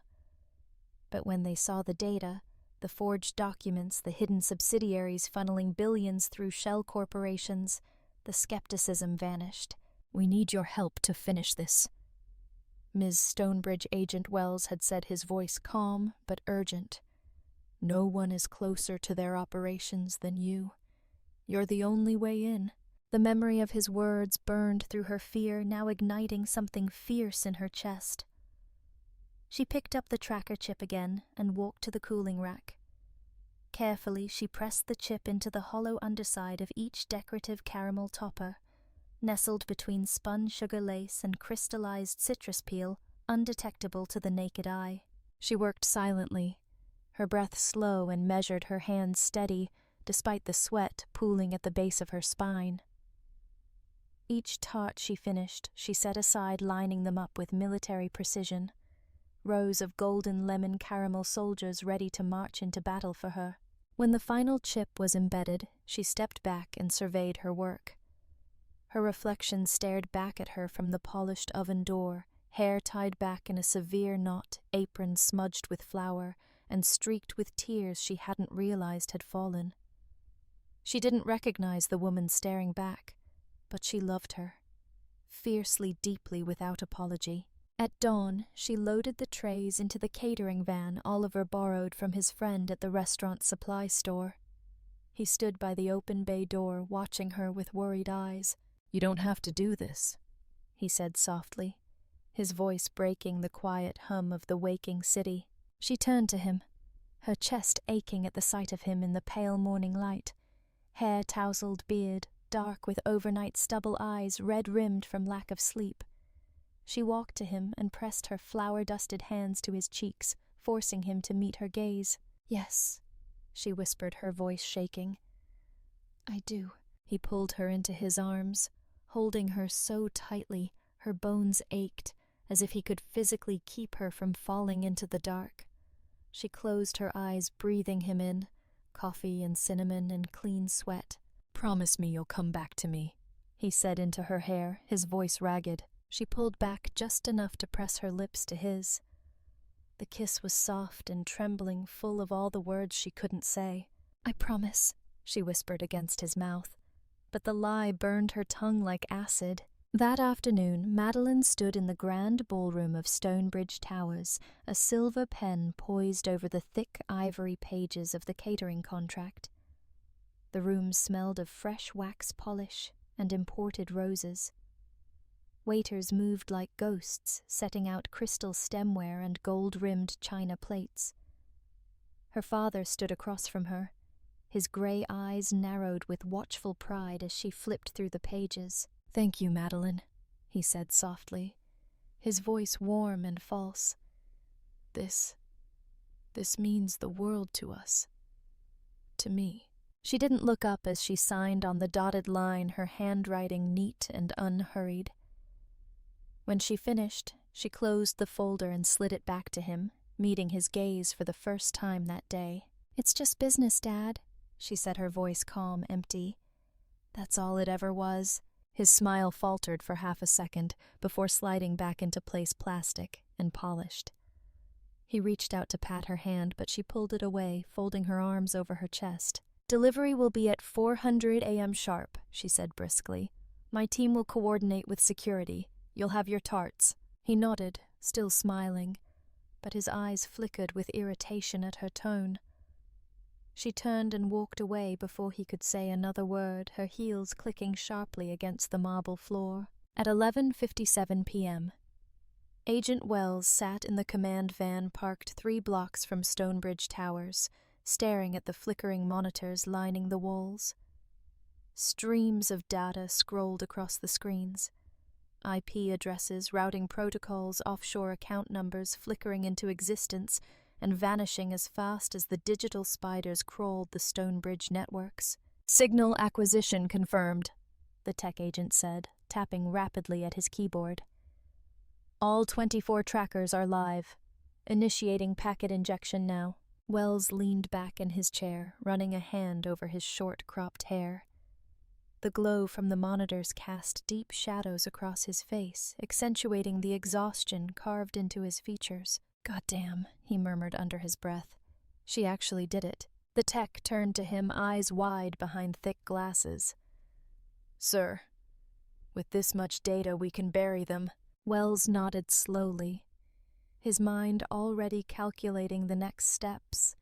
Warrants, asset, freezes, subpoenas. But beneath the cold, methodical detachment, a flicker of pity stirred in his chest. "She knows what she's risking, right?" the tech asked quietly. Wells didn't answer. He just stared at the scrolling data, at the endless lists of numbered accounts and shell corporations at the empire built on broken backs and laundered millions. He thought of the girl he'd met 3 months ago, trembling hands clutching a flash drive, eyes hollow with grief and rage, voice trembling as she said, "I want them to pay. I want them to feel what they made me feel." Now, watching her plan unfold in ruthless, elegant precision, he wondered if she had truly grasped what revenge would cost her. "Lock all streams," he ordered, his voice low and final. "And God help her if her father finds out before we finish." Outside, the city pulsed with midnight neon. And in a small bakery across town, Madeline stood alone at the cooling racks, her phone clutched tight in flour-dusted hands, watching the encrypted feed flood her screen with line after line of code. Her chest rose and fell in shallow breaths. Her eyes burned with silent tears. The first domino had fallen. The command center hummed with a tense electric quiet. Banks of monitors lined the van's narrow interior, their blue glow casting stark shadows across the agents' faces. Rain lashed the tinted windows in erratic bursts, but no one flinched. Every mind was locked on the streams of data pulsing across the screens. Agent Wells stood behind the tech team, his broad shoulders blocking the flicker of passing streetlights. His eyes were fixed on the largest monitor, where a digital map of the world glowed pale blue, dotted with blinking red pins. Each pin marked a destination: Cayman Islands, Singapore, Zurich, Panama City, Luxembourg. Money flowing like poisoned rivers through shell corporations and blind trusts, each account leading to another, until they looped back on themselves in an endless snarl of deceit. "Zoom on node C27, Wells ordered, his voice clipped. The tech agent clicked rapidly. The view narrowed to a single offshore entity registered in the British Virgin Islands. On paper, it was a consulting firm specializing in marine salvage. In reality, it was a siphon, channeling tens of millions in illicit earnings from Stonebridge Holdings' construction division. "Cross-reference last quarter's disbursements," Wells said. Numbers cascaded down the screen. $3.2 million wired to an anonymous trust in Zurich. $6.7 million transferred through an art auction in Dubai. $480,000 laundered through a Vietnamese shell import company claiming to sell specialty tea. The van seemed to grow colder with each new revelation. The agents shifted in their seats, their breath fogging lightly in the freezing recycled air. Outside, Houston slept under the restless storm, unaware that the city's gilded royal family was being dissected line by digital line. "Sir," the tech agent said, voice tight with disbelief. "There's something else here." He enlarged a highlighted ledger entry near the bottom of the scrolling list. The words glowed on the screen. "Stonebridge Children's Foundation, operational funds transferred, $1,200,000. Wells frowned. "Children's Foundation, isn't that their public charity?" The tech's fingers danced across his keyboard. "Yes, sir. Founded by Helen Stonebridge, tax-exempt, supposed to distribute medical grants to orphanages across Texas." Silence settled heavy and sickening in the van. "What the hell are they doing with the money?" another agent whispered. The tech agent clicked again. A second window opened, displaying a detailed breakdown of outgoing transfers from the children's charity over the past 6 months. each line cut deeper. 250,000, offshore consultancy fee no vendor listed. 400,000, anonymous legal retainer Stonebridge Corporate Holdings. 350,000, project services Mid-City Tower. 200,000, wire transfer to BVI Marine Salvage Node C27. Wells felt bile rise in his throat as he read. "They're funneling charity funds into their offshore slush accounts," he said, voice low with disgust. "They're stealing from sick kids to cover construction bribes." No one spoke. The only sounds were the whir of the van's cooling fans and the rhythmic tap-tap of the tech agent's keyboard as he pulled up more evidence. Wells clenched his fists so tightly his nails bit into his palms. He thought of Madeline's face the day she walked into his office. Skin-pale lips trembling, eyes burning with a silent, lethal rage. "They take from everyone," she had whispered. "They'll never stop until someone stops them." In the bakery's small back office, Madeline sat alone in the glow of her laptop. Rain pattered gently against the fogged window. Flour dust clung to her sweatshirt sleeves, the scent of warm caramel lingering in her hair. Her knees were pulled to her chest, bare toes curling into the cracked vinyl flooring as she stared at the screen. The FBI feed flickered across her display. Lines of scrolling data flagged transactions, flagged shell corporations. But her eyes were fixed on one window alone, the Stonebridge Children's Foundation. The ledger sat open before her, each dollar drained from orphanage meal programs and cancer treatment grants. She read line after line, her breathing shallow and silent. 250,000 gone, 400,000 gone, 350,000 gone. Her chest tightened so violently she thought her ribs might crack from the pressure.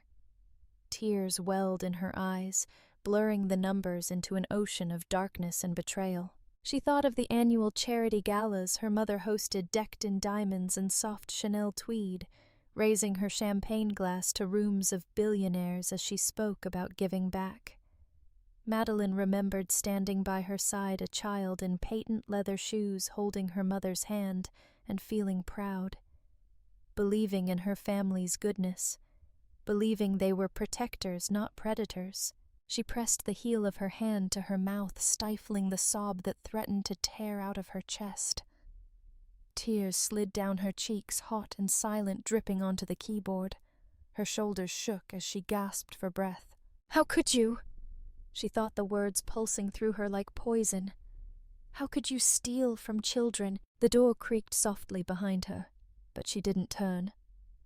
A warm hand settled gently on her trembling shoulder. Oliver knelt beside her chair, his jeans creaking at the knees, his hair still dangling in Stori outside. He looked up at the screen, reading the ledger entries, his jaw tightening with fury.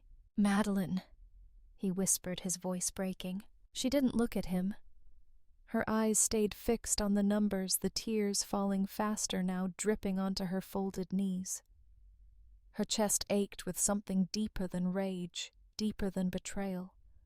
It ached with grief. Grief for the children robbed of hope for herself as a little girl who once believed her family stood for something good. She felt his arms wrap around her from behind, strong and warm, pulling her trembling body back against his chest. She let him hold her, her tears soaking through his flannel shirt as he pressed his lips to the side of her head. "You're almost there," he murmured, his voice fierce and trembling. "You're so close, Maddie. You're about to finish this." She shook her head, sobbing softly. "It's so much worse than I thought," she choked out. "They're monsters, Ollie. They're monsters." He tightened his arms around her, burying his face in her hair, breathing her in like she was the only real thing left in his world. "Then let's end them," he whispered into her hair, his voice low and unbreakable. "Let's end them together." For a long, silent moment, they sat there in the darkened office, the glow of the laptop illuminating their entwined silhouettes.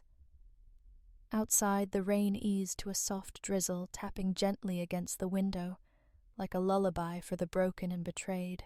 Inside, Madeline closed her eyes, breathing deeply, feeling his arms tighten around her chest. Her tears slowed, her breathing steadied, and somewhere deep inside her chest, beneath the grief and horror, a tiny flicker of fire burned to life. She would finish this. For the children. For herself.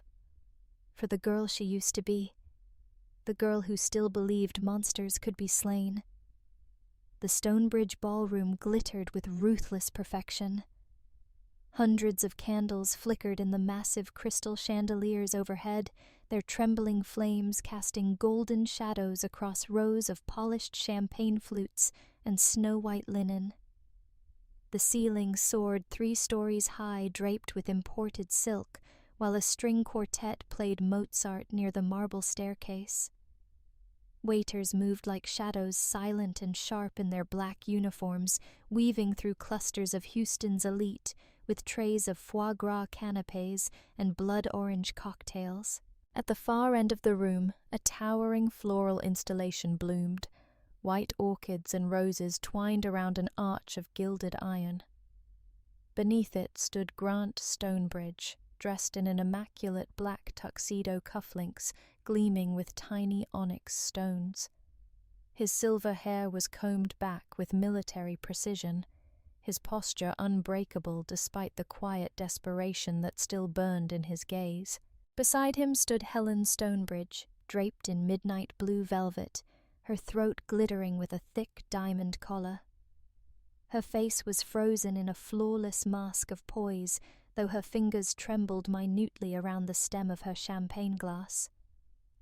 James lurked nearby, swirling his whiskey with bored arrogance, his eyes bloodshot from a 3-day bender he thought no one noticed. Every guest in the room buzzed with gossip and admiration. "The Stonebridges are back. I heard Madeline saved them single-handedly. She's opening a pastry school in Paris next year, you know." Madeline stood at the foot of the grand staircase, staring down at the ballroom floor through a veil of calm detachment. Her dress was bone-white silk, sleeveless, falling straight to her ankles like a blade. Her dark hair was pulled back into a severe knot at the base of her neck, leaving her shoulders bare and vulnerable. The candlelight glowed against her skin, but her eyes remained cold and empty as she watched her family greet each guest with perfect smiles. She descended the marble steps slowly, her heels clicking against the stone like a clock, counting down the seconds. Guests turned as she passed, murmuring her name with hushed reverence. Madeline Stonebridge. The prodigal daughter returns.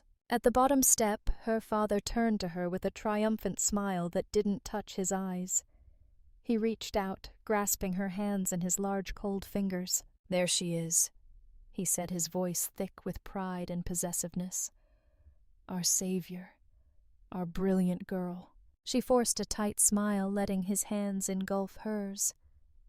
"It's your night, Dad," she murmured. "Enjoy it." He turned, raising his free hand to silence the room. Conversations died instantly, the quartet's violins drifting into a quiet tremolo as every eye turned to Grant Stonebridge. "Ladies and gentlemen," he began, his deep baritone carrying effortlessly through the hushed ballroom. "Tonight is not merely a celebration of partnership or profit. It is a celebration of family, of loyalty, of legacy." He tightened his grip on Madeline's hand as he continued, his gaze sweeping the room with imperial command. For a time it seemed the Stonebridge name might falter, but thanks to the brilliance and devotion of my daughter Madeline, we stand stronger than ever before. A ripple of applause swept the ballroom. Madeline felt it wash over her like cold seawater, numbing her to the bone. Her father lifted his champagne flute, the golden liquid trembling in the crystal. "Welcome back to your rightful place, my dear," he said, turning his gaze to hers. "In the end, family is all we have. And you finally remembered where you belong." She looked up at him, her eyes catching the flicker of candlelight. For a moment she saw him as he once was a titan in her small childhood eyes, the man who could build skyscrapers from sand and silence a room with a single glance. the man who taught her fear before she learned love. She took a slow breath, feeling the weight of every choice she'd made to stand here tonight. Then she smiled, soft, cold, unbreakable. Lifting her own glass, she tilted it toward him slightly. "Thank you, Dad," she said, her voice carrying clearly through the hush. "But let's be honest." He blinked, his smile faltering just a fraction. "This isn't about belonging," she continued softly, her gaze locked on his.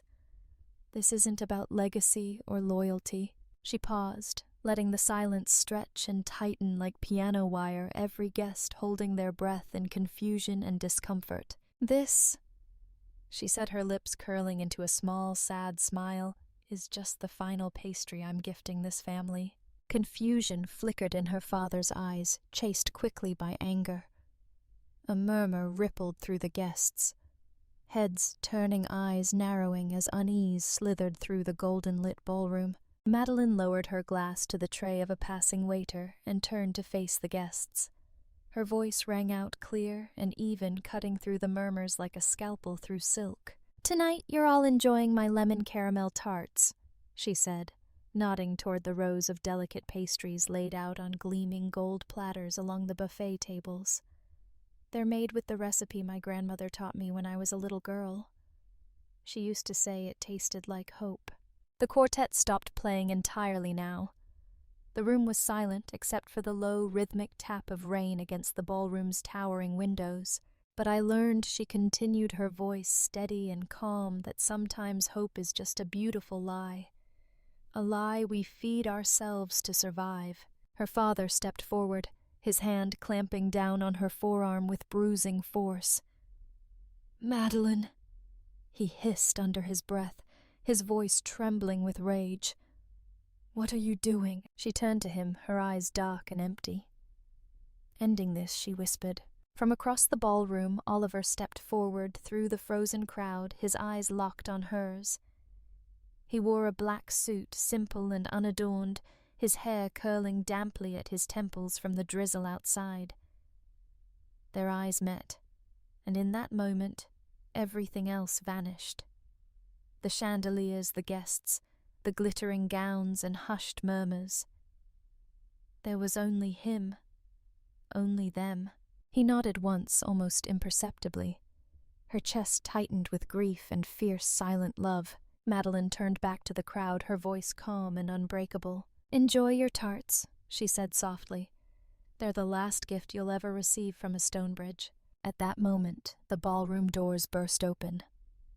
Dozens of dark-suited FBI agents poured into the room, their badges flashing under the candlelight, their voices rising in sharp commands. "Federal Bureau of Investigation." "Nobody move." Screams erupted as guests stumbled back, glasses shattering on marble chairs, scraping across the floor in a discordant chorus of panic. Agents fanned out across the ballroom, hands on weapons, voices barking orders as servers dropped trays of pastries onto the floor, sugared lemon custard splattering across gleaming shoes. Grant Stonebridge turned to his daughter, his face white with horror, his hand still clamped on her arm. "What have you done?" he rasped, his voice broken with disbelief. Madeline turned to him slowly, her lips curling into a smile that didn't reach her eyes. "Just what you taught me," she whispered. "I protected the family legacy." He stared at her, eyes wide with dawning horror, as agents closed in around him, their voices fading beneath the roar of blood in his ears. And Madeline stood alone in the chaos, the storm of collapse raging around her, feeling nothing but the quiet, trembling relief of a life reclaimed. Rain hammered against the glass walls of Stonebridge Holdings' top-floor executive office.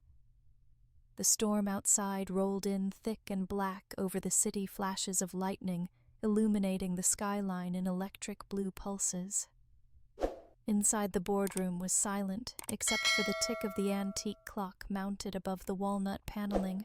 Grant Stonebridge stood at the end of the long conference table, his palms braced on the polished wood.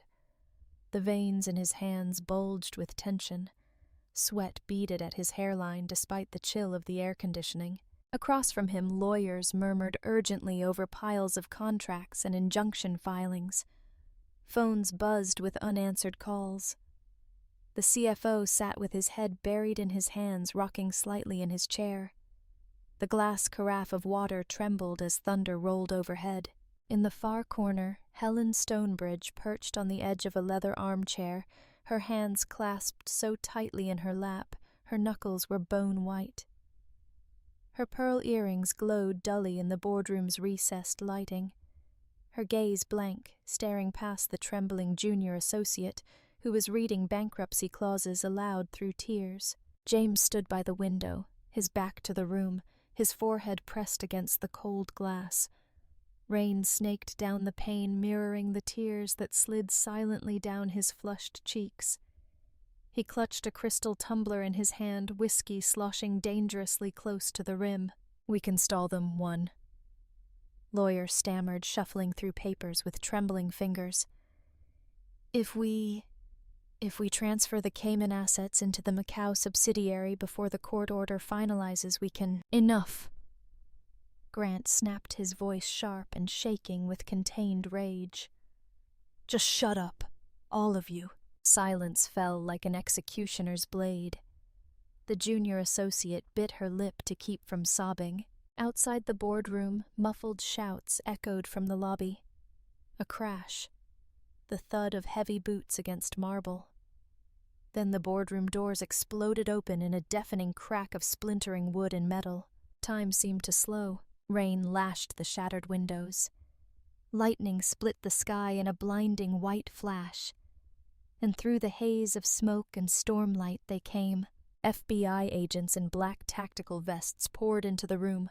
Weapons raised their voices, ringing in commanding unison. Federal Bureau of Investigation hands where we can see them. The lawyers froze, mid-motion, arms half raised. Papers fluttered to the floor like broken wings. One agent grabbed the CFO by the collar and yanked him from his chair, forcing him to his knees, as another secured his wrists in tight plastic restraints. Across the room, Helen Stonebridge gasped, her hands flying to her throat.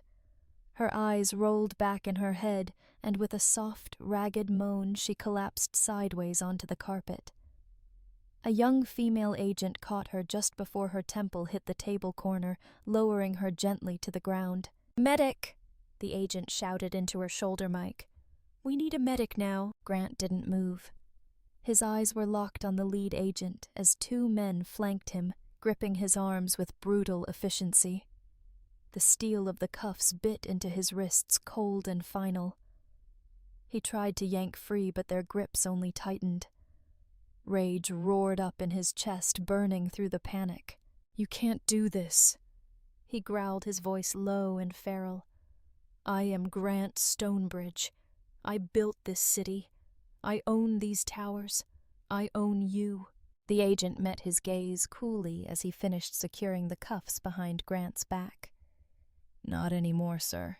Across the room, James spun around from the window, his face blotched red with fury and terror.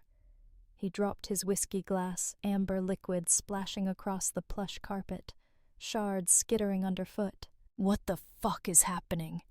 he shouted hoarsely, stumbling forward as two agents approached him. No, you can't." Dad, do something." His father didn't look at him. Grant's eyes were fixed straight ahead, glassy with disbelief, as agents read him his rights in low, even tones. "James Stonebridge," one agent said, snapping a leather folder shut. "Effective immediately. Your power of attorney and beneficiary privileges have been revoked. You are under investigation for conspiracy to commit wire fraud and tax evasion." James let out a strangled scream, his knees buckling. He fell against the window palm, squeaking down the cold glass as he slid to the floor, his chest heaving with ragged sobs. "No," he gasped, his voice breaking. "No, this isn't. I'm supposed to take over. I'm next. Dad, tell them I'm next." The agent ignored him, snapping restraints around his wrists before hauling him to his feet. "I'm next," James sobbed, his voice rising to a wail. I'm next. No one answered him. Across the ruined boardroom, Madeline stood in the doorway, framed by the flickering emergency lights of the outer hall. Rain blew in from the shattered windows behind her, plastering her hair to her bare shoulders, soaking the bone-white silk of her dress until it clung to every sharp line of her body. She watched silently as her father was led past her, his gaze darting to hers for a fleeting second. In his eyes she saw everything: fury, betrayal, disbelief, fear. He opened his mouth to speak, but she turned away before the words could leave his lips. Helen lay on a stretcher, paramedics strapping an oxygen mask over her still face as they wheeled her out past Madeline's silent figure. James sobbed into his chest as 2 agents frog-marched him down the hallway, his cries echoing through the marble lobby. "Please," he gasped, his voice raw with desperation. "Please, Mads, don't let them do this. Please." She didn't look at him. She didn't look at any of them. She stepped aside as the agents passed, her eyes fixed on the floor, her breath slow and even despite the violent trembling in her hands. Outside, lightning split the sky once more, illuminating the empty rotunda of Stonebridge Holdings in a stark, blinding white. Rain hammered down against the steps as she descended them slowly, her heels clicking against the cold stone with quiet finality. Oliver stood at the bottom waiting for her, his dark hair plastered to his forehead, his eyes red with unshed tears. When she reached him, he reached out, but she walked past him without a word, her gaze locked straight ahead. Madeline whispered, his voice breaking. "Maddie, please, look at me." She stopped then, her back still to him. Rain streamed down her bare arms, pooling at her feet, washing away the last traces of flour and sugar from her skin. Slowly, she turned her head just enough to meet his eyes over her shoulder. In her gaze burned something dark and bottomless: grief, relief, vengeance, freedom, all braided into a single unbreakable thread. Then she turned away and walked out into the storm, the rain swallowing her silhouette, until all that remained was the echo of her footsteps against the empty marble hall. She didn't look back. She never would again. The morning air felt different, crisp, almost cold against the rising sun, its early golden rays slicing through the remnants of the storm. The city skyline glowed under a pale peach sky, the streets below slick with rain steam curling up from manhole covers as if the earth itself exhaled a sigh of relief. Across every newsstand, digital billboard and smartphone push notification, the same headline pulsed with relentless urgency. Stonebridge Empire Falls FBI confirms decades-long money laundering and embezzlement scheme. CNN looped the footage on repeat. Grant Stonebridge being led down the marble courthouse steps, his hair disheveled, his cuffed hands trembling against his dark suit. Helen, her face ghostly under the harsh camera lights, clutching a trembling tissue to her lips as reporters shouted questions she could not answer. James' eyes swollen and bloodshot, screaming at photographers as agents pulled him away, his voice hoarse with curses and sobs. Talk show hosts dissected the scandal in sharp, gleeful commentary. "They were untouchable for decades," one anchor said, shaking her head with feigned sorrow. "But no one is above the law." "They robbed from orphan charities," her co-anchor added. "Sick children.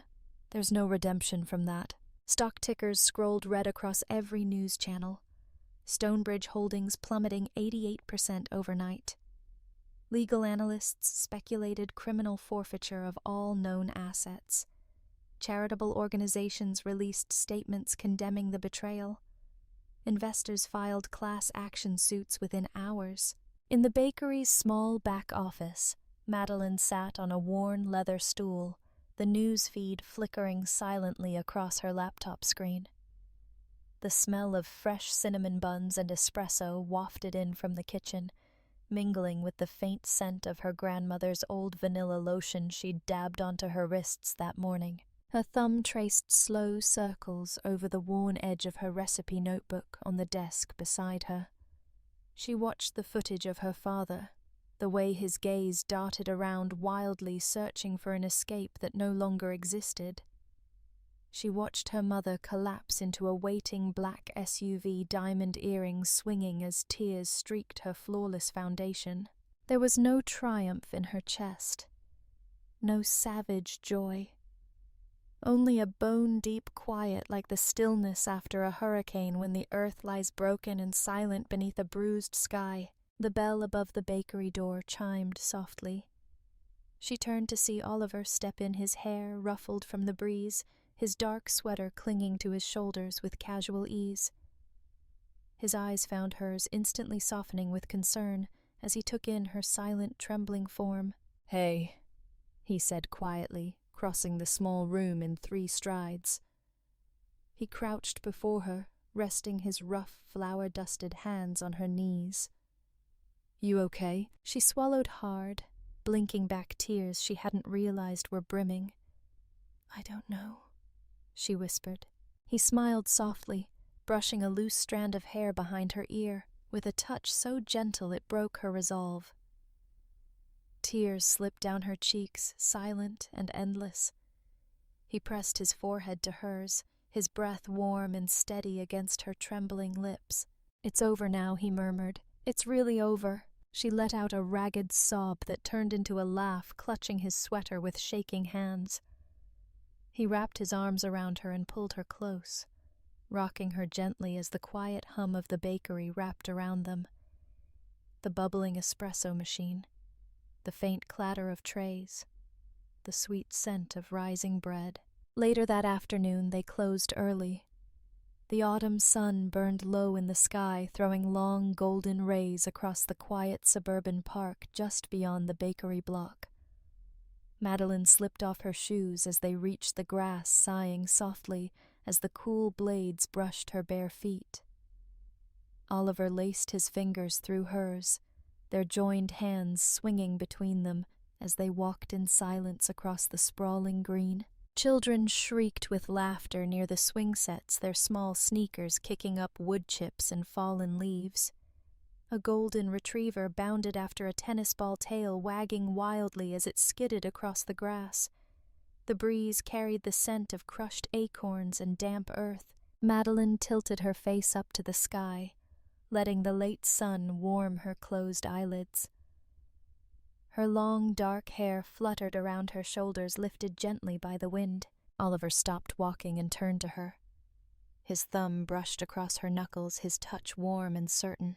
"You did it," he said quietly. She opened her eyes and looked at him. The golden light caught in the deep green flecks of his irises, turning them to burnished amber. His gaze held her steady, grounding her in the spinning quiet of her mind. "I didn't do it alone," she whispered. He shook his head with a small smile. "Maybe, but you were the only one who could." Silence settled between them, but it was a soft, comforting silence, the kind that only exists between 2 people who know each other's scars. Madeline looked away, letting her gaze drift across the quiet lawns, the towering oaks casting dappled shadows across the benches and walking paths. For the first time in years, her chest felt light, as if an invisible fist had unclenched from around her ribs, letting her lungs expand with air so clean it almost burned. "I spent my whole life thinking power was freedom," she said softly, her voice almost lost in the breeze. "That if I was powerful enough they couldn't hurt me." Oliver's grip tightened around her fingers, urging her to go on, but it was never about power. She continued, her eyes brimming again with tears that no longer burned. It was about them, their approval, their love, their rules, and I let them define me because I thought that was the only way to be safe. She turned back to him, her tears spilling freely now, glowing gold in the late afternoon sun. But it wasn't. It was a cage, and today I finally walked out of it. A sob caught in her chest, but it didn't hurt. It felt clean, purifying. She laughed through the tears, the sound high and trembling with relief. "I don't need their power," she whispered, her voice breaking around the edges. "I don't need their money. I don't need any of it." She stepped closer, resting her forehead against his chest, feeling his strong, steady heartbeat beneath her palms. "All I need," she whispered, her voice muffled against his sweater, "is this. You and myself. I just need to know I'm free."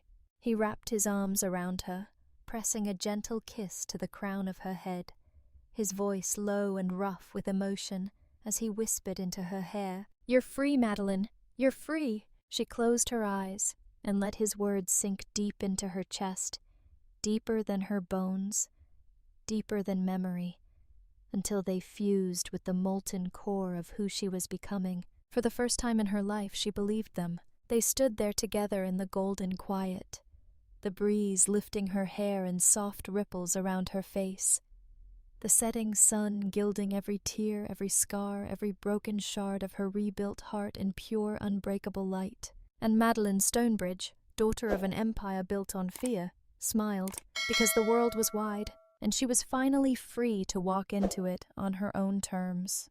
The early autumn morning was washed in golden light as Madeline stepped out of the black SUV, her white linen dress billowing softly around her knees in the gentle breeze. Her hair fell loose down her back, curling slightly at the ends, still damp from her morning shower. In her hands, she held a thick manila envelope, the edges creased slightly where her fingers gripped it with quiet purpose. The orphanage gates were old wrought iron painted a peeling forest green, creaking softly as she pushed them open. A painted wooden sign above read, "St. Cecilia's Children's Home," in bright, cheerful letters, chipped in places by time and weather. Beyond the gates lay a cracked stone path lined with small flower beds, marigolds, daisies, and mums blooming in vibrant bursts of yellow and orange. She paused for a moment on the path, breathing in the scent of warm earth and fading summer flowers. Children's laughter rang out across the yard, shrill and sweet, echoing off the brick walls of the main building. Her chest tightened painfully as she watched them, small bodies darting across the grass sneakers, flashing white in the morning light, hair flying behind them like dark silk ribbons. A tiny girl with messy braids and scraped knees noticed her first skidding to a stop mid-chase, her wide brown eyes locked onto Madeline's curiosity and wary caution flickering across her round face. "Hi," Madeline said softly, her voice trembling just a little. Is Sister Marguerite here?" The little girl nodded solemnly, then turned and sprinted toward the building, calling out in a high, clear voice, "Sister Lady's here to see you." Moments later, Sister Marguerite appeared at the doorway, her grey habit fluttering around her ankles as she hurried down the steps. Her lined face split into a wide, genuine smile when she saw Madeline. "Madeline," she said warmly, enveloping her in a gentle hug that smelled of lavender soap and flower. "We didn't expect you until next week." Madeline pulled back, blinking rapidly to clear the tears blurring her vision. I wanted to come today," she said, her voice breaking slightly. "I needed to come today." She handed the manila envelope to Sister Marguerite, who frowned slightly as she opened it. Her eyes widened as she pulled out the check inside. Thick cream cardstock printed with neat black letters, the zeros stretching nearly the length of the page. Madeline the nun whispered, her voice trembling, Is this real?" Madeline nodded, a tear slipping down her cheek. "It's everything from the Stonebridge sale," she said softly. "Every cent. I want it to go here. Scholarships, food programs, better kitchens, anything they need to feel safe." Sister Marguerite stared at the check, her eyes filling with tears. Slowly she folded it back into the envelope and reached out, cupping Madeline's face in her warm, calloused hands. "They will never forget this kindness," she whispered, pressing a soft kiss to Madeline's forehead. "You have saved so many futures today." Madeline's shoulders shook as she closed her eyes, silent tears falling in steady streams. Sister Marguerite drew her into another hug, holding her tightly as the children gathered around them in curious whispering circles. "Do you want to come inside?" the nun asked gently, brushing Madeline's hair back from her damp cheeks. Madeline shook her head, a small smile tugging at the corner of her lips. "Actually," she said, her voice trembling with fragile hope, "could we use the outdoor kitchen? I'd like to make something with them." Half an hour later, Madeline stood under the open-air pergola behind the orphanage kitchen. A long wooden table stretched before her, worn smooth by decades of little hands and afternoon sun. Around her gathered a dozen children, their eyes wide with excitement, as she set out lemons, eggs, flour, butter, and sugar. Today, she said, her voice growing stronger as it carried across the small courtyard, we're going to make lemon caramel tarts. A little boy with shaggy dark hair raised his hand shyly. "What's caramel?" he asked, his voice muffled around a missing front tooth. Madeline smiled down at him, ruffling his hair gently. "Caramel," she said, picking up a cup of white sugar and letting the grains sift through her fingers into the metal saucepan, is what happens when sugar remembers its true self. The children giggled, their eyes dancing with delight as she set the pan onto the portable burner, swirling it slowly as the grains began to melt and darken. A warm, rich scent rose into the crisp morning air, golden and bittersweet, wrapping around them like a blessing. She showed them how to zest the lemons with careful flicks of the wrist, the bright yellow curls falling onto the wooden cutting board like confetti. They squeezed the juice into the egg mixture, their small hands sticky and trembling with excitement as the scent of citrus burst fresh into the air. When the caramel reached its dark amber hue, she poured it in a thin stream into the custard, whisking rapidly as steam rose in fragrant curls. The children gasped, their wide eyes glowing with awe, as the pale yellow mixture deepened to a rich golden hue. "Now," Madeline said softly, spooning the custard into small pastry shells lined up on the baking trays, "we let them bake." As the tarts baked, the children crowded around the oven window, their breath fogging the glass as they watched the custard bubble gently, the caramel rising to the surface in glossy, trembling waves. Finally, the timer chimed. Madeline pulled on her thick oven mitts, her heart thudding with a quiet, trembling joy as she opened the oven door. The scent hit them instantly. Bright lemon mingled with the deep, dark sweetness of caramel, warm and thick and comforting. She set the trays onto the cooling racks, and the children watched in silent, reverent awe.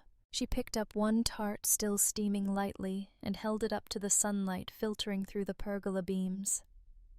The caramel had cracked ever so slightly across the top, revealing thin golden fissures in the glossy surface. The lemon custard quivered gently beneath its scent, bursting with bright, clean life. For a long, silent moment, Madeline stared at that tiny crack in the caramel glaze.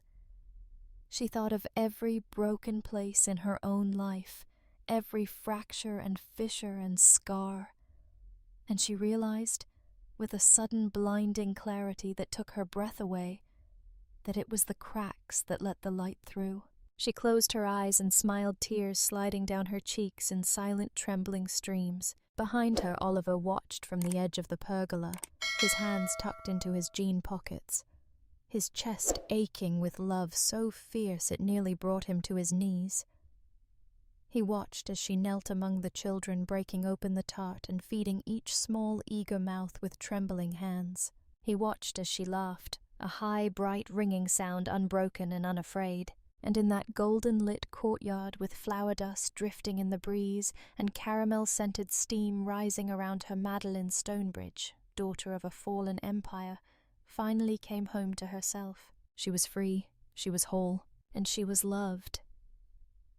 The Texas sky burned orange and gold as the sun dipped low over the horizon, casting long shadows across the bakery's back patio. The scent of cooling caramel tarts drifted through the open kitchen window, mingling with the faint perfume of the marigolds Madeline had planted along the wrought iron railing. She stood at the marble counter wiping down mixing bowls in quiet rhythm, her hair tied back in a messy bun, a few loose curls brushing the flushed skin of her neck. Her apron was smudged with flour and lemon zest, the embroidered Maddie's Kitchen logo hanging from beauty brushes. Outside, the world was silent, except for the low hums of leaves and the distant rumble of passing trucks on the highway. Oliver moved around her in easy, familiar motions, sweeping crumbs off the tables, locking up the pastry display case, wiping down the espresso machine. His sleeves were rolled up to his elbows, revealing forearms dusted with flour and caramel stains strong and golden in the dying light. He watched her quietly as he worked his chest tightening with something warm and aching every time her lips curved into a small, tired smile. He finished his tasks and slipped into the kitchen behind her, wrapping his arms around her waist and pressing his forehead against the back of her neck. She sighed softly, leaning back into his chest, her hands still moving automatically over the mixing bowls. "Long day," he murmured against her skin, his voice low and rough with exhaustion and affection. She smiled, faintly nodding. "Worth it," she whispered. He kissed the side of her neck gently, feeling the small shiver that ran through her body at his touch. "Come outside with me for a second," he asked. She turned in his arms, her brows knitting slightly. "Is everything okay?" "Yeah," he said, smiling. "Better than okay." He reached over to the counter and picked up a small white pastry box tied with twine. She tilted her head at him, puzzled, as he took her hand and led her out onto the patio. The sky burned deeper now, amber fading to rose and violet streaks of gold melting into the darkening blue above. They stepped out onto the creaking wooden boards, the warm evening breeze fluttering the loose curls around her face. He turned to her and pressed the box into her hands. "Open it," he said softly. She glanced up at him, her chest tightening with an emotion she couldn't name as she pulled the twine loose and lifted the lid. Inside sat a single vanilla cupcake, its pale buttercream swirled into a perfect peak, dusted with tiny golden sugar pearls. Nestled at the very top half, buried in frosting, was a small silver ring. Madeline froze. Her breath caught in her chest, her vision blurring instantly with tears that welled so fast they slipped down her cheeks before she could stop them. Oliver dropped to one knee before her, his hands trembling slightly as he reached up to take the box from her shaking fingers. He pulled the ring free, the buttercream smearing across his knuckles in pale, trembling streaks. "Madeline Stonebridge," he said, his voice shaking with emotion, his eyes shining in the last golden light of the sun. "I have loved you since the moment you looked at me like I was more than a broken-down mechanic. Since the day you told me my cinnamon rolls were too dry, but kissed me anyway. Since the night you told me your secrets, and I realized there was no part of you I didn't love." She let out a broken sob, her hands flying to her mouth as tears streamed down her flushed cheeks. The wind whipped her hair across her face, but she didn't move to brush it away. She couldn't move at all. "I don't care if we live in a tiny apartment above a bakery forever," he whispered, his voice breaking. "Or if we grow old on a porch in the hill country with nothing but a lemon tree and a dog. I don't care about anything except waking up next to you for the rest of my life." His hand shook as he held the ring up to her, his thumb brushing away a smear of frosting from the delicate diamond. The cicadas sang louder now, their shrill hum vibrating through the warm dusk. "Will you marry me, Madeline?" he asked softly, his voice breaking with hope and fear. "Will you be my family?" For a long, trembling moment, she couldn't speak. Her chest heaved with silent sobs as she pressed her hands tighter against her mouth, tears dripping onto the front of her flour-smudged apron. Finally, she dropped to her knees in front of him, her hands reaching for his face, cupping his rough cheeks, as she laughed and cried all at once. "Yes," she gasped, her voice cracking with joy. "Yes, Oliver. Yes, He let out a shaky, broken laugh, tears pooling in his own eyes as he slid the ring onto her trembling finger. She threw her arms around his neck, burying her face in his shoulder as he wrapped her tightly in his arms, rocking her back and forth on the warm wooden boards. They stayed like that for a long time, pressed together under the glowing violet sky, the scent of sugar and buttercream lingering in the warm evening breeze. When they finally pulled back, Oliver kissed her softly, a trembling, grateful kiss that tasted of salt and vanilla frosting. He stood and helped her to her feet, lacing his fingers through hers as they walked to the edge of the patio.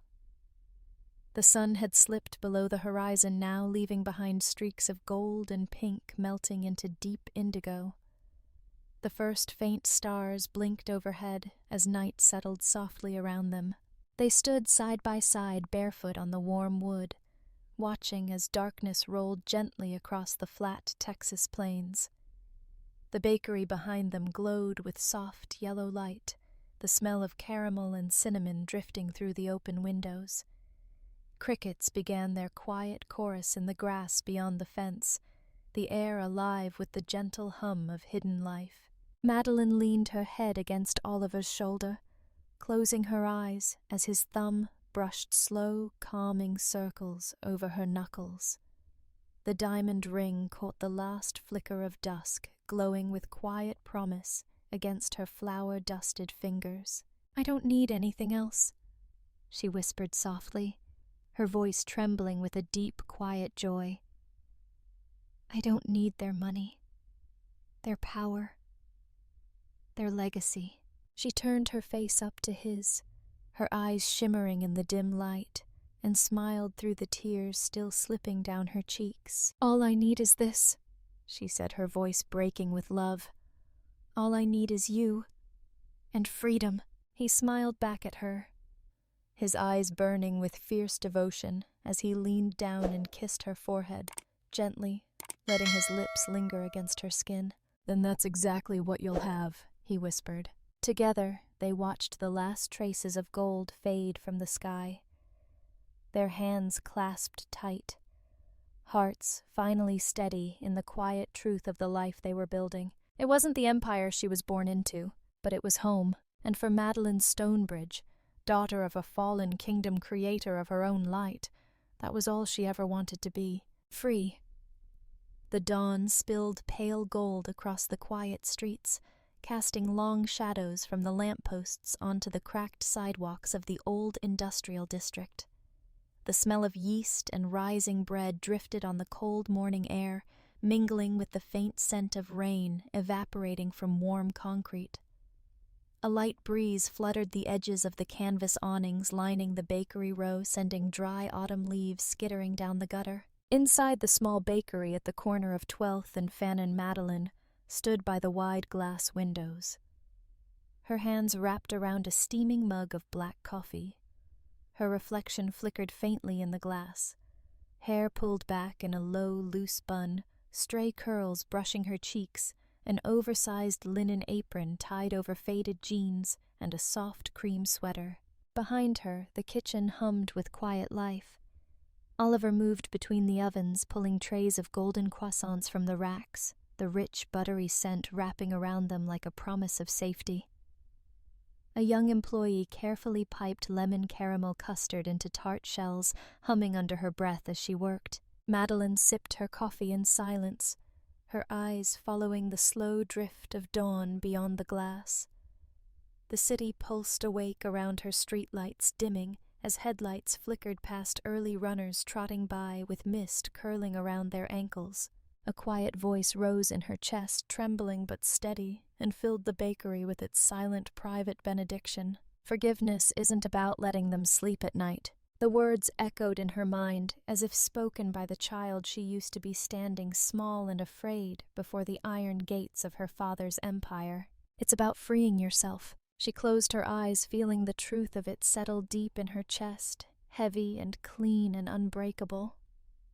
Her breath trembled out of her in a shaky exhale, fogging the glass before her.